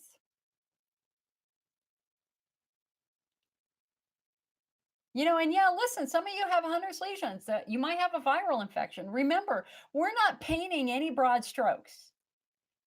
That's the problem. We can't say all or nothing. Everybody is the same. Some of you might have a viral infection. Some of you could have HPV. Some of you may have chronic yeast. Others of you may have chemo-induced cystitis or cystitis from a terrible diet, irritating your bladder by only drinking energy drinks or Mountain Dew every day, you know? And there can be mechanical abnormalities in the bladder. Absolutely.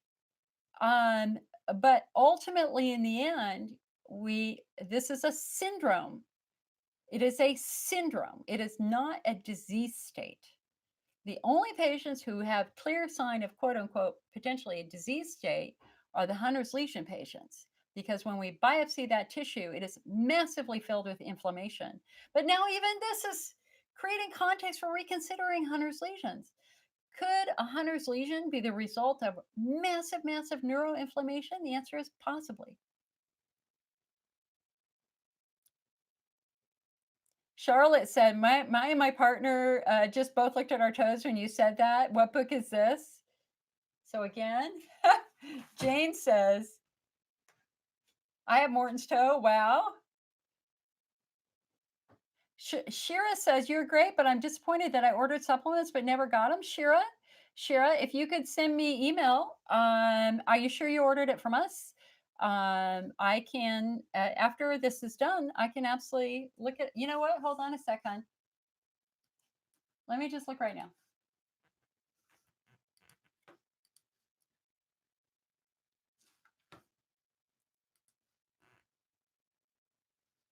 Let me just see if I can find you in the system. Hold on.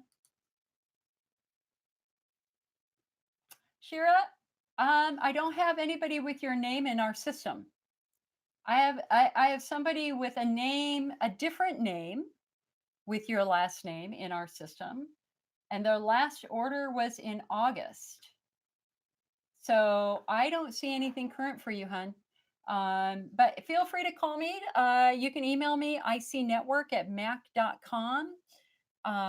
And we can try to figure it out if you're using a different name. But I don't have any orders in our system for a Shira Ferris. Okay, and that's going back 10 years. Nora, I have Morton's toe. Molly says my toes look like fat little piglets. You know what? So does my mom's.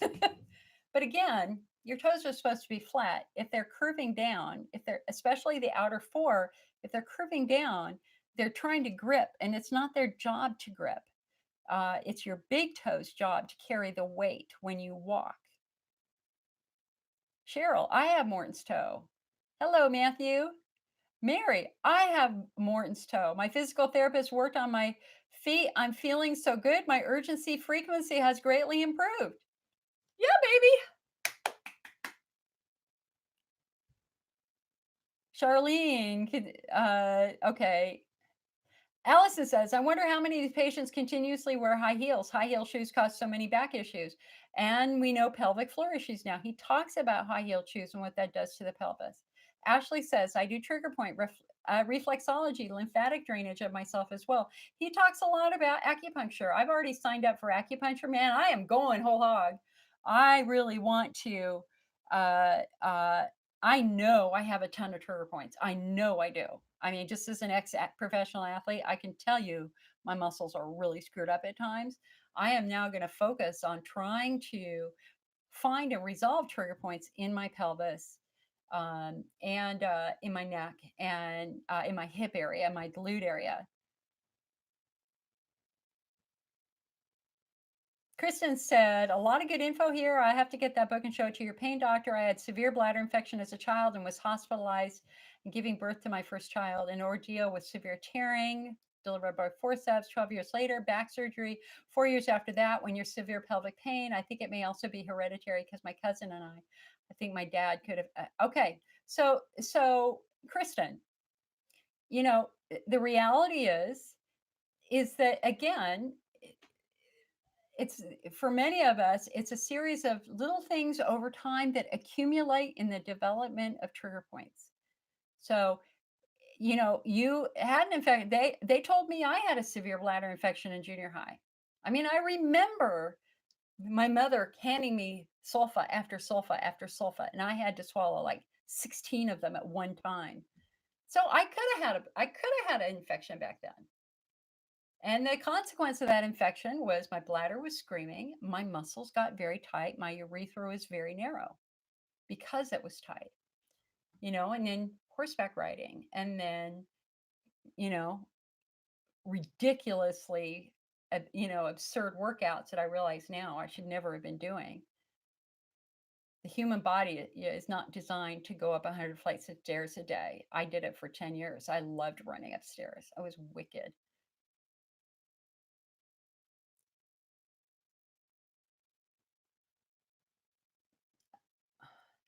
Okay, so Kirsten, if you want to call and talk about your son, I'd be more than happy to talk. But start with your feet. Why not? You got nothing to lose. Not going to hurt anything. Molly says, my second toe is the same size as my first toe. Is that a concern? Okay, so Molly, mine are too the same length, but that's when you bend them down and look at your knuckles. Look at the big knuckle of your big toe and the big knuckle of the second toe. And if the big toe is shorter than the second toe, you have Morton's toe.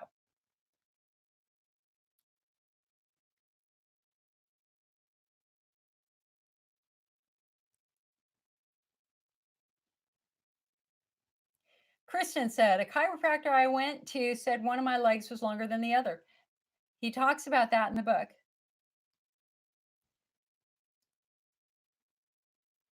Terry says, got the book. You now have a podiatrist and chiropractor on board. Good. You got to be careful with, listen, you got to be really careful with a chiropractor. I've been working with one lovely man who sustained really bad nerve damage from a chiropractor who went crazy on him a couple of months ago.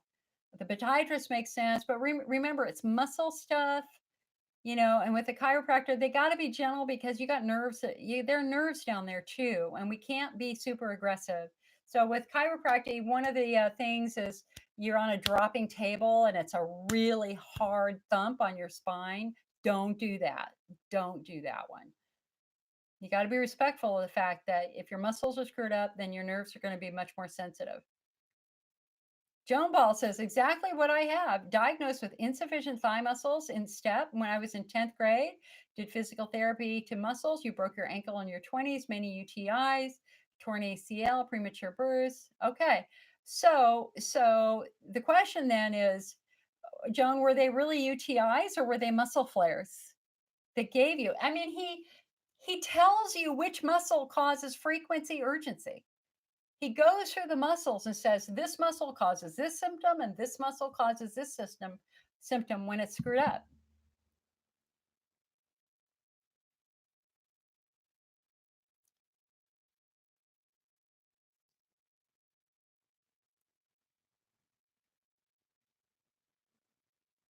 Terry Flynn, where would you get a biomechanical assessment? Probably from a physical medicine specialist.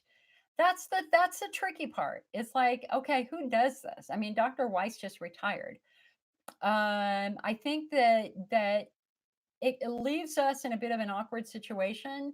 We can work with our physical therapist on our pelvic floor, and the physical therapist in a good workup should always be looking at how you're walking in your legs. You can work with a podiatrist on your feet. Um, um, I'm kind of exactly where you are with that because I know I have trigger points that I want to get addressed, but I'm stuck in Kaiser and I'm not sure who would help me with this one since technically, it's not, I mean, I have constant neck pain. Yeah, listen, when my neck is tight, when my head goes like this, I do a really good trimmer when my neck muscles are super, super tight. The author is Jerome Weiss. Thank you, Terry.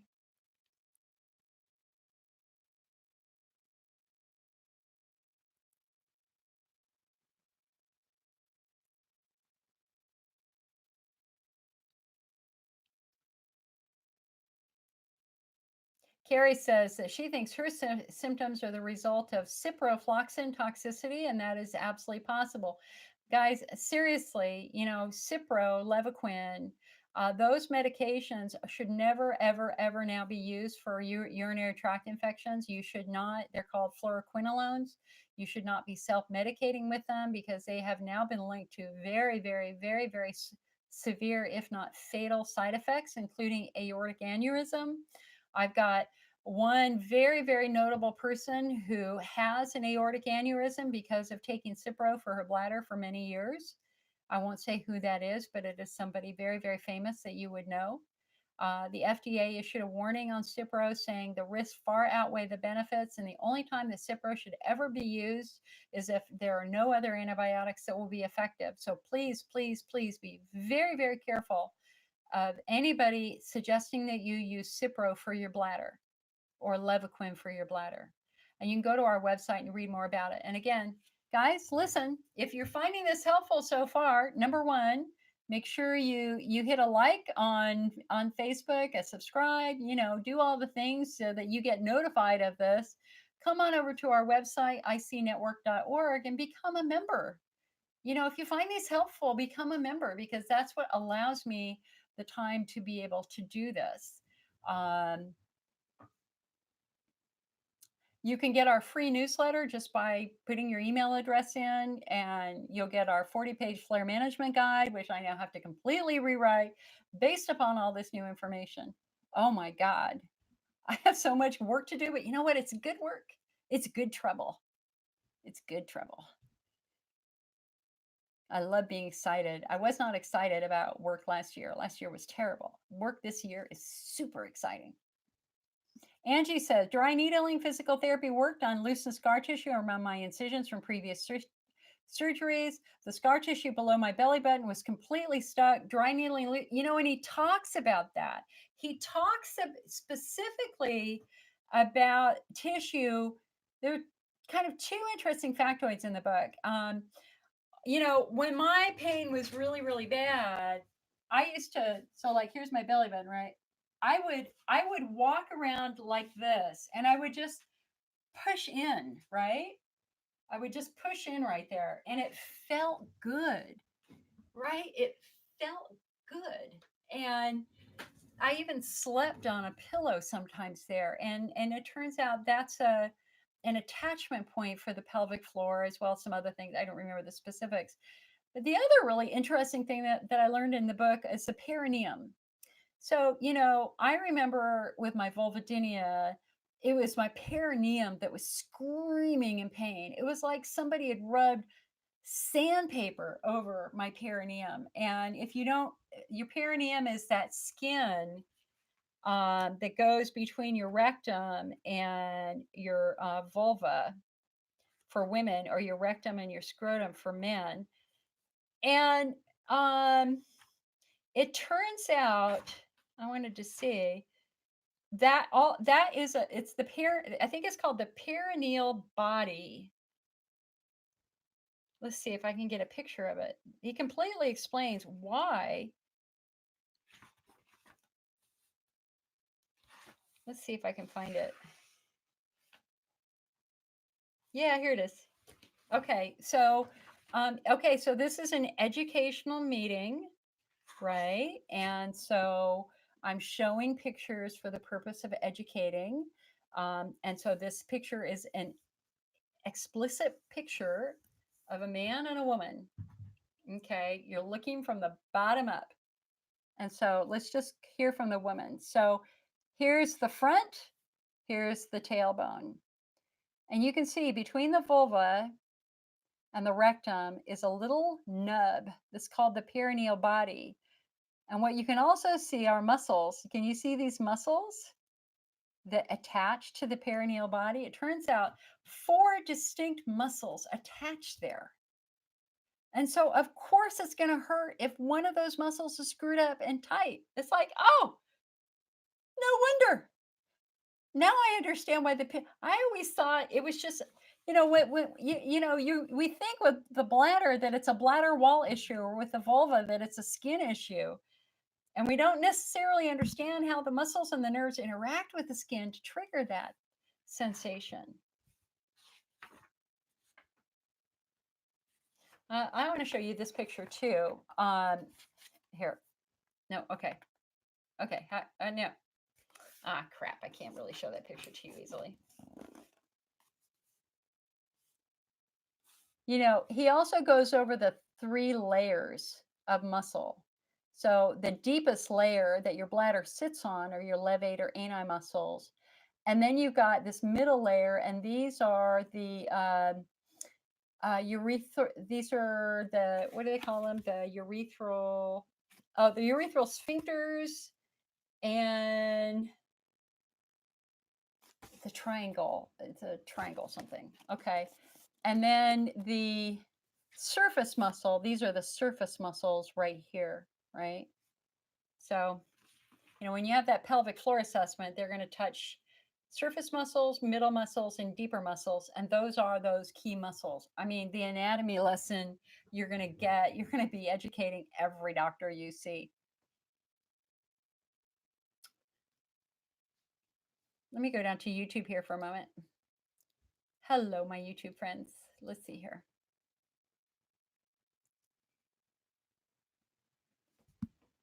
Lisa says, I'm happy to say that my bladder has been behaving for about a month. Now I'm petrified to go off the IC diet. What do you recommend restarting, trying to introduce some new foods? Well, Lisa, number one, you're going to make really good decisions about the foods you're going to try. So I don't want you doing regular coffee. If you want to try coffee again, do a low acid decaf coffee. I wouldn't recommend that you do lemonade or anything strong and citrusy because we know that acid load is really going to hurt the bladder. Um, if you want to try juices, dilute them 2 to 1 with water. Um, you know, we've got the 3 column diet, bladder friendly, try it, caution. Dive into the try it. You're probably going to be able to eat 90% of the foods in the try it. Just do one at a time. Vera Diana says, would having tight pelvic floor muscles prevent you from dilating during childbirth? It would certainly make childbirth much, much more difficult. Much, much, much more difficult. I'm not sure of the uh, chemical cascade in the human body that leads to dilation. So I can't answer that specifically, but certainly if your muscles are tight, it's going to be hard to let stuff out like pee and poop, and it's going to be hard to put something inside like have sex if you're a woman, have a penis, and put in your vagina, and certainly trying to bear a child when your muscles are super tight would be very, very difficult. Lisa says, how do you find a good acupuncturist? There's an article on our website and in our magazine that talks about that.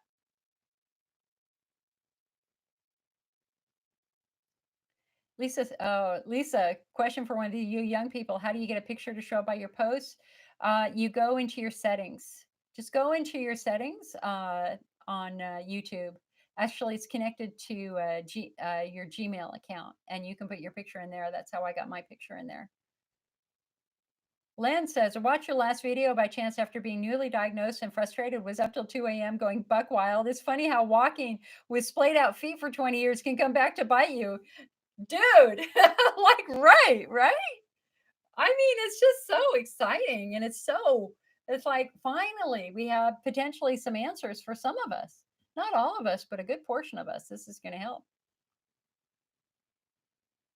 Elise said, I was a horseback rider for 20 years. Sometimes I fell off the horse. Maybe there's a connection. Absolutely. Elise, absolutely. And in fact, in here, he has a very good picture of a bike seat and what the bike seat does to the pudendal nerve. And I think it wouldn't be hard to apply this also to a saddle, whether you're riding English or Western. And so this is his picture of the bike seat. And so here we've got the seat here. And what you can't see is he also has the nerves coming off the sacrum and how the bike seat literally pushes right up against the nerves. So I had this first, right? And then 5 years later, my sister, who's 5 years older than me, got quote unquote IC and vulvodynia too. And my mother had IC and vulvodynia when she was younger. The common factor among all of us, aside, I'm the only one with scoliosis, is that we all rode horses. Um, I mean, my grandfather had a ranch. So we did a lot of horseback riding. And so now I have to wonder, again, a series of minor traumas over time. And the horseback riding could certainly, I had one really bad fall myself. Lisa says doctors have to read the book first. Yeah.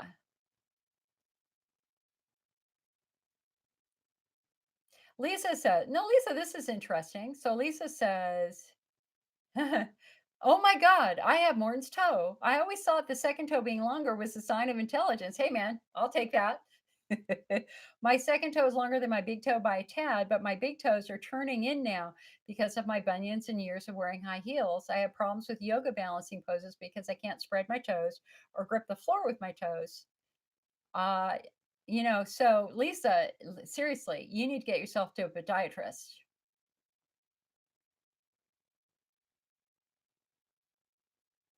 That's gonna be absolutely fascinating, girl. Absolutely fascinating. All right, I'm coming back here to Facebook. Hello, Carol. Melody, I'm in a flare right now, hurting so bad. Been having my husband give me installations every day last week, but I'm no better. They help momentarily, but then I'm right back to where I started. You feel like you have a bladder infection. Well, Melody, remember that the only language the bladder knows is frequency, urgency, pressure, pain. You could have a bullet wound or a stab wound, and it would feel like infection. Everything feels like infection. Everything. And so, your number one job is to try to figure out what kind of flare you're having. And if you go over to our website, icnetwork.org, sign up for our free email list, you can download as our gift our flare management guide, which talks about the different types of flares you can have and gives you hour by hour rescue plans. And so I would start with that. If you have pain as your bladder fills with urine that is relieved by urination, you're probably having a bladder wall flare. If you have pain after you're done peeing, then you're probably having a pelvic floor flare. We're going to do things very differently based upon the flare, and that flare management guide will give you ideas on what to do. Allison says the book, I guess the book doesn't talk about hunters. No, it doesn't. Sherry says, "Would you mind sharing your notes with us?" I'm going to be sharing the notes in our next magazine. So if you subscribe up to our magazine, I will have all of my notes in the magazine. I like the whole magazine. The whole freaking magazine is going to be on this, and then we have an article on black mold, as well as a diet article, as well as I think a couple of research study announcements. And I'm hoping I'm going to be able to get an interview with Dr. Weiss in there.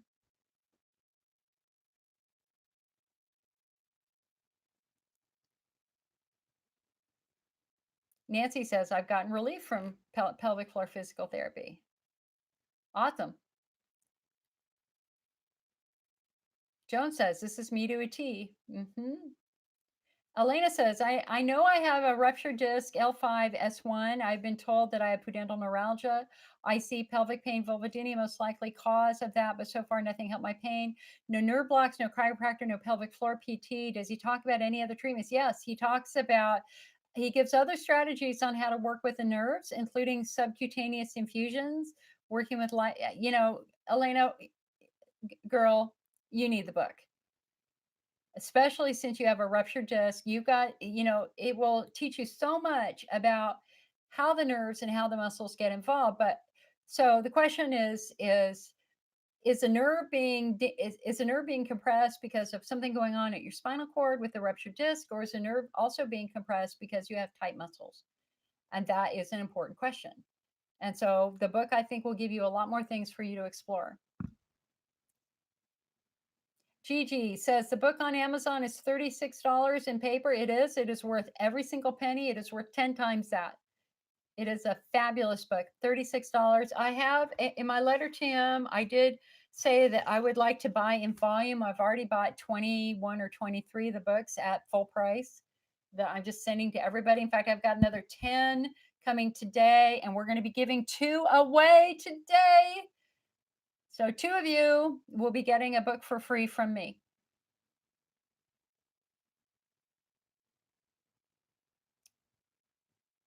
What should we ask a podiatrist to pre-qualify them? Jane, that's a good question. You could, I mean, do you have foot pain? Do you have calluses? Do you have bunions? Are you not walking correct? Anything at all like that, I think would work. Carol says, I got a UTI on top of my IC from going into a jacuzzi with too much chlorine. Carol, that absolutely happens. Had to get a lidocaine installation and antibiotics. Probably not a good idea to go into a jacuzzi. Carol, the Center for Disease Control last year issued the very first public data on chemical injuries from pools, and you'd be staggered at how often this happened to like 5,000 people who have had serious injuries from chemical injuries from pools. I mean, and I know I had one. There's no doubt about it, but again, now I understand context, and I think I might have just been much more vulnerable, uh, because of the scoliosis. Oh, somebody wants to know how to make the pads. Yes. So here are my Hokas. So this is my new pair of Hokas. Hokas are so I've had steroid shots in the balls of my feet. I've already been diagnosed with Morton's neuroma. That was 15 years ago. I've had plantar fasciitis. I have hammer toes. You name it, I've been diagnosed with it. Shin splints. All these things he talks about that all relate to Morton's toe. And one of the things he says in the book is the cool thing about it is you can fix Morton's toe very, very easily with a very simple pad.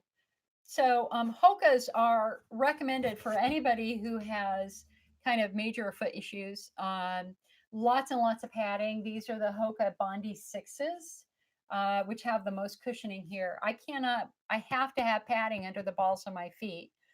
And what my podiatrist told me is that I had, because of all the Stairmaster I used to do, that I just basically worn off the fat pads underneath my feet, which, I mean, I got fat pads there, but I also have Morton's toe. So now I think in hindsight, all right, I think it's all from Morton's toe. So what you do is get some moleskin, cut it in the shape of a quarter, and you basically put it underneath the big knuckle of your big toe. And what that does is it raises it enough so that your big toe is the first to touch the ground. And so it's that easy. It's a $2 solution. The guy who discovered Morton's toe 70 years ago got a patent for it 70 years ago. Tiffany says, how can you contact me? Just go to our website, icnetwork.org, go to the contact us page. You can email me directly. My email is icnetwork@mac.com. icnetwork@mac.com. I will tell you, I get a lot of phone calls now, and so I can't necessarily promise I'm going to return your phone call right away. If you call and you catch me, awesome. If you call and you have to leave a message, just know that I will call you back when I can. Sometimes it's the next day, sometimes it's at night. I do a lot of phone calls at night, California time.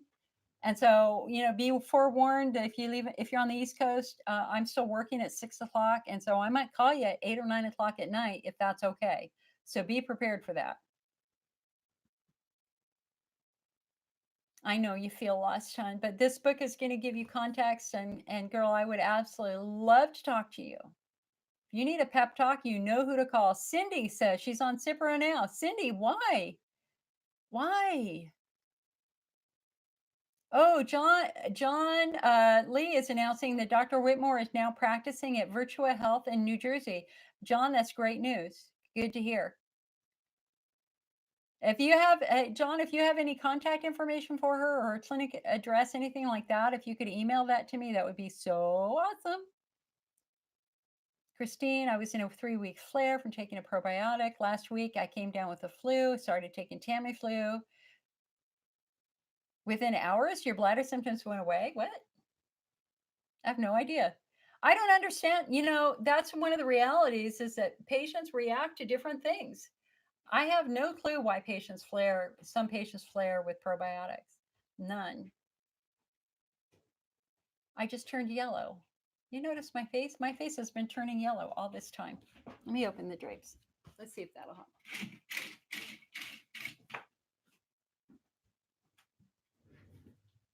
Nope, Still yellow. Oh well. Hold on. Let me. Okay, that's worse. Okay. Okay, that's a little better.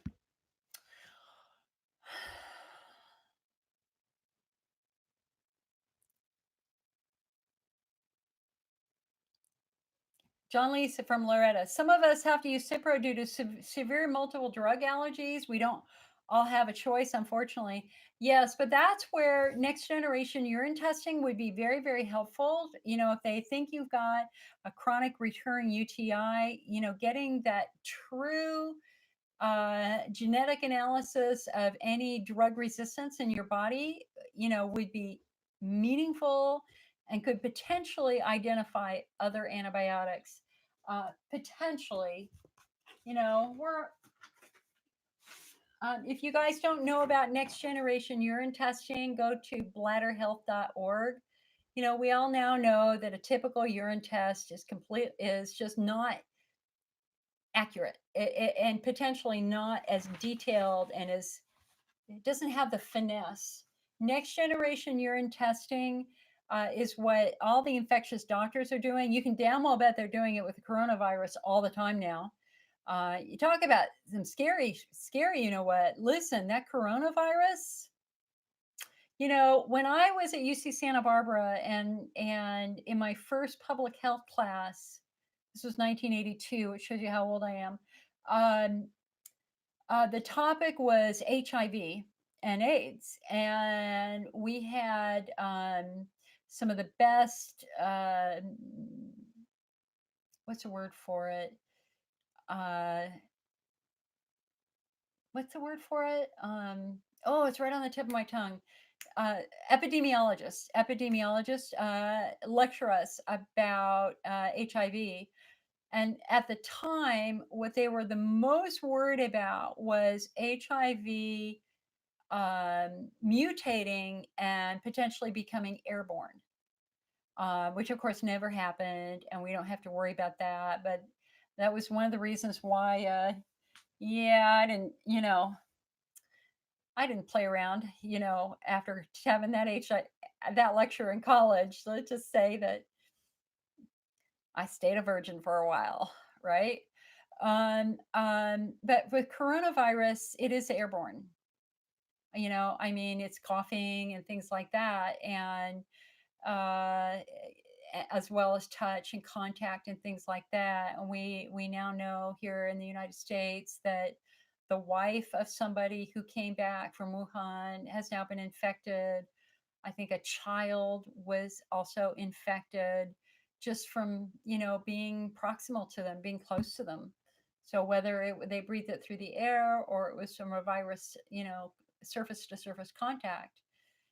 So the US government implementing quarantines for the first time in 50 years for anybody coming back from China is a very, very powerful statement about how concerned they are about that. I will tell you that if this continues to worsen, as I think it is going to worsen, I would definitely, if you're in a town where there are a lot of tourists or travelers, or if you're planning on being on a plane, I would damn well wear a mask.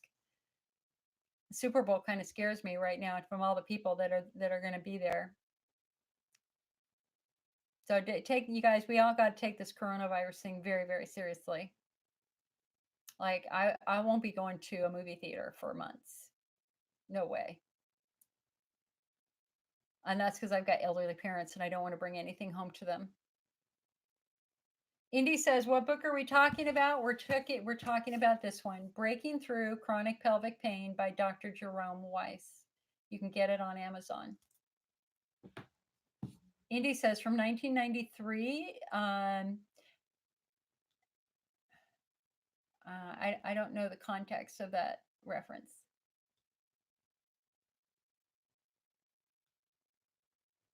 This book was published in 2019 in December.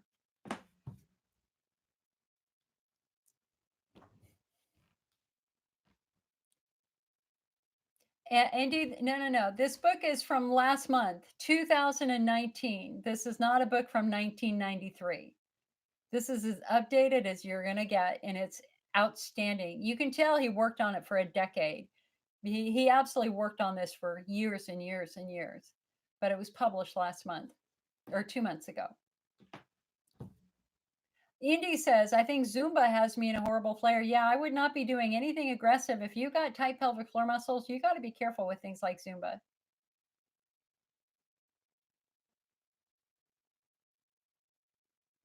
Gigi says, should we all go to see a podiatrist? Yeah, I would. You got nothing to lose. Go for it.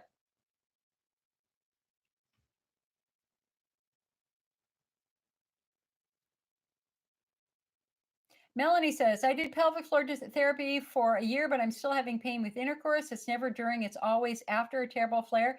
He talks about that. Melanie, he talks about that in this book. And that's very, very common. And only if I remember correctly, I think that,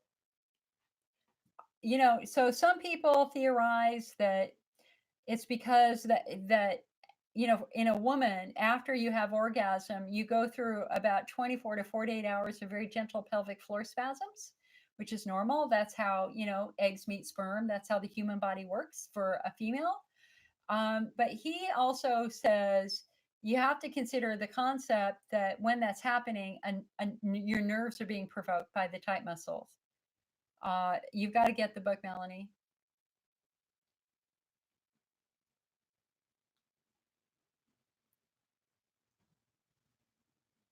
Nanette, can you please email me that information on Dr. Whitmore? Please send it to icnetwork@mac.com. Okay, guys, listen. I don't know about you, but I do want to go see the Super Bowl, and they're going to be starting soon. So I want to do our giveaway, and then I promise you, we're going to do another lot. We'll do a drop-in support group meeting this week. Um,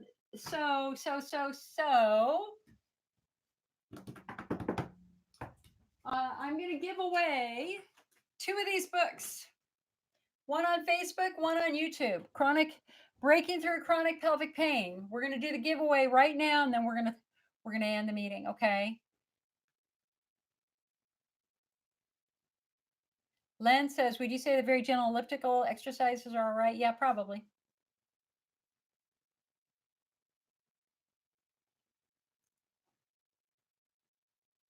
Ooh, Lisa's having a reaction to the shingles. Make sure you call your doctor, Lisa. That's crazy. Anne says, are Elmer installations a safe alternative to taking it orally? Absolutely, yes. Much safer.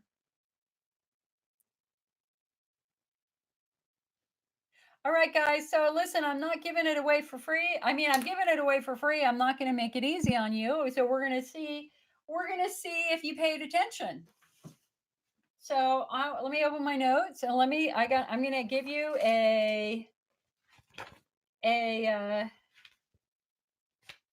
oh, you know what? The first person on Facebook and YouTube to name one of the pelvic floor muscles is going to get a free book. That is your question. Give me the name of one of the pelvic floor muscles. First person to do it on Facebook and YouTube, you will both be getting a book. So, can you name a pelvic floor muscle? I've mentioned several. Okay, Angie Cook. Angie gets it. Patty. Patty gets it. Okay, so Angie says elevator, and Patty says the piriformis. So Angie, hold on, I got to write this down. Angie Cook and Patty piriformis. Lisa, you came in second. Oh, I need you to send me your snail mail address to icnetwork@mac.com so that I can do that for you. All right, guys, I really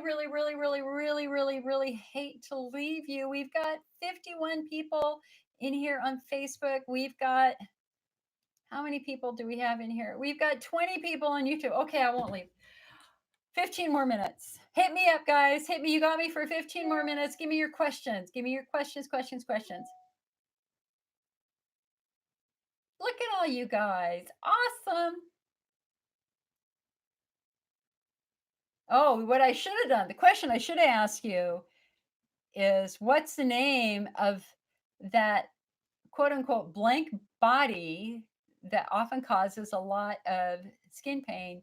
See, Lisa's getting ready to go to the game. I know the game, San Francisco. I'm a San Francisco girl. Last call for questions. Last call for questions.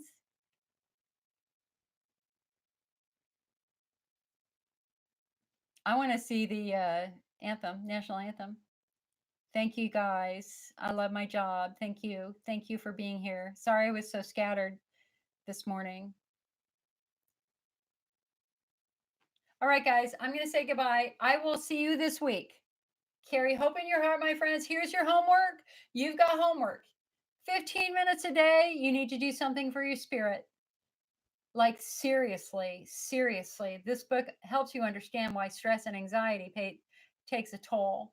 So I need you to do something that will center you and relax you every day, whether it's taking a walk or sitting quietly and doing some deep breathing, or listening to your favorite service, or walking in redwoods, whatever. Do something that will give you 15 minutes of comfort. I need you to do 15 minutes a day, something for your bladder and your pelvis, whether it's following the IC diet or doing your muscle work. Do it every day, 15 minutes, small steps every day. We're building a brick at a time, building a foundation of success for you. For 15 minutes a day, I need you to do something for your noggin. I need you to improve your knowledge level. Get the damn book. Read it, one chapter a day. You're not going to, don't fly through it, don't jump through it. For once in your life, you're going to study this book thoroughly. Be prepared to read it a couple of times. You start at the beginning and you go that way. You're going to be tempted to jump forward. That's okay, but you're still going to have to go back to understanding the anatomy. Okay. And then last but not least, do 15 minutes a day, laughter. Come on, watch videos. I watch streamers. End the day with laughter, because laughter modulates pain. When you're laughing, you're producing natural pain fighters. You're releasing endorphins that will only make you feel better. So let's get some laughter in there too. All right, guys? Okay. I'll see you later. Go San Francisco. Oh, and I'm making poo-poos for dinner, and that is organic tortilla chips, refried beans, low-fat cheese, low acid yellow cherry tomatoes, and guacamole with maybe a little bit of ground beef. So that is my fairly IC friendly, bladder friendly food. So all right, guys, I'll see you later.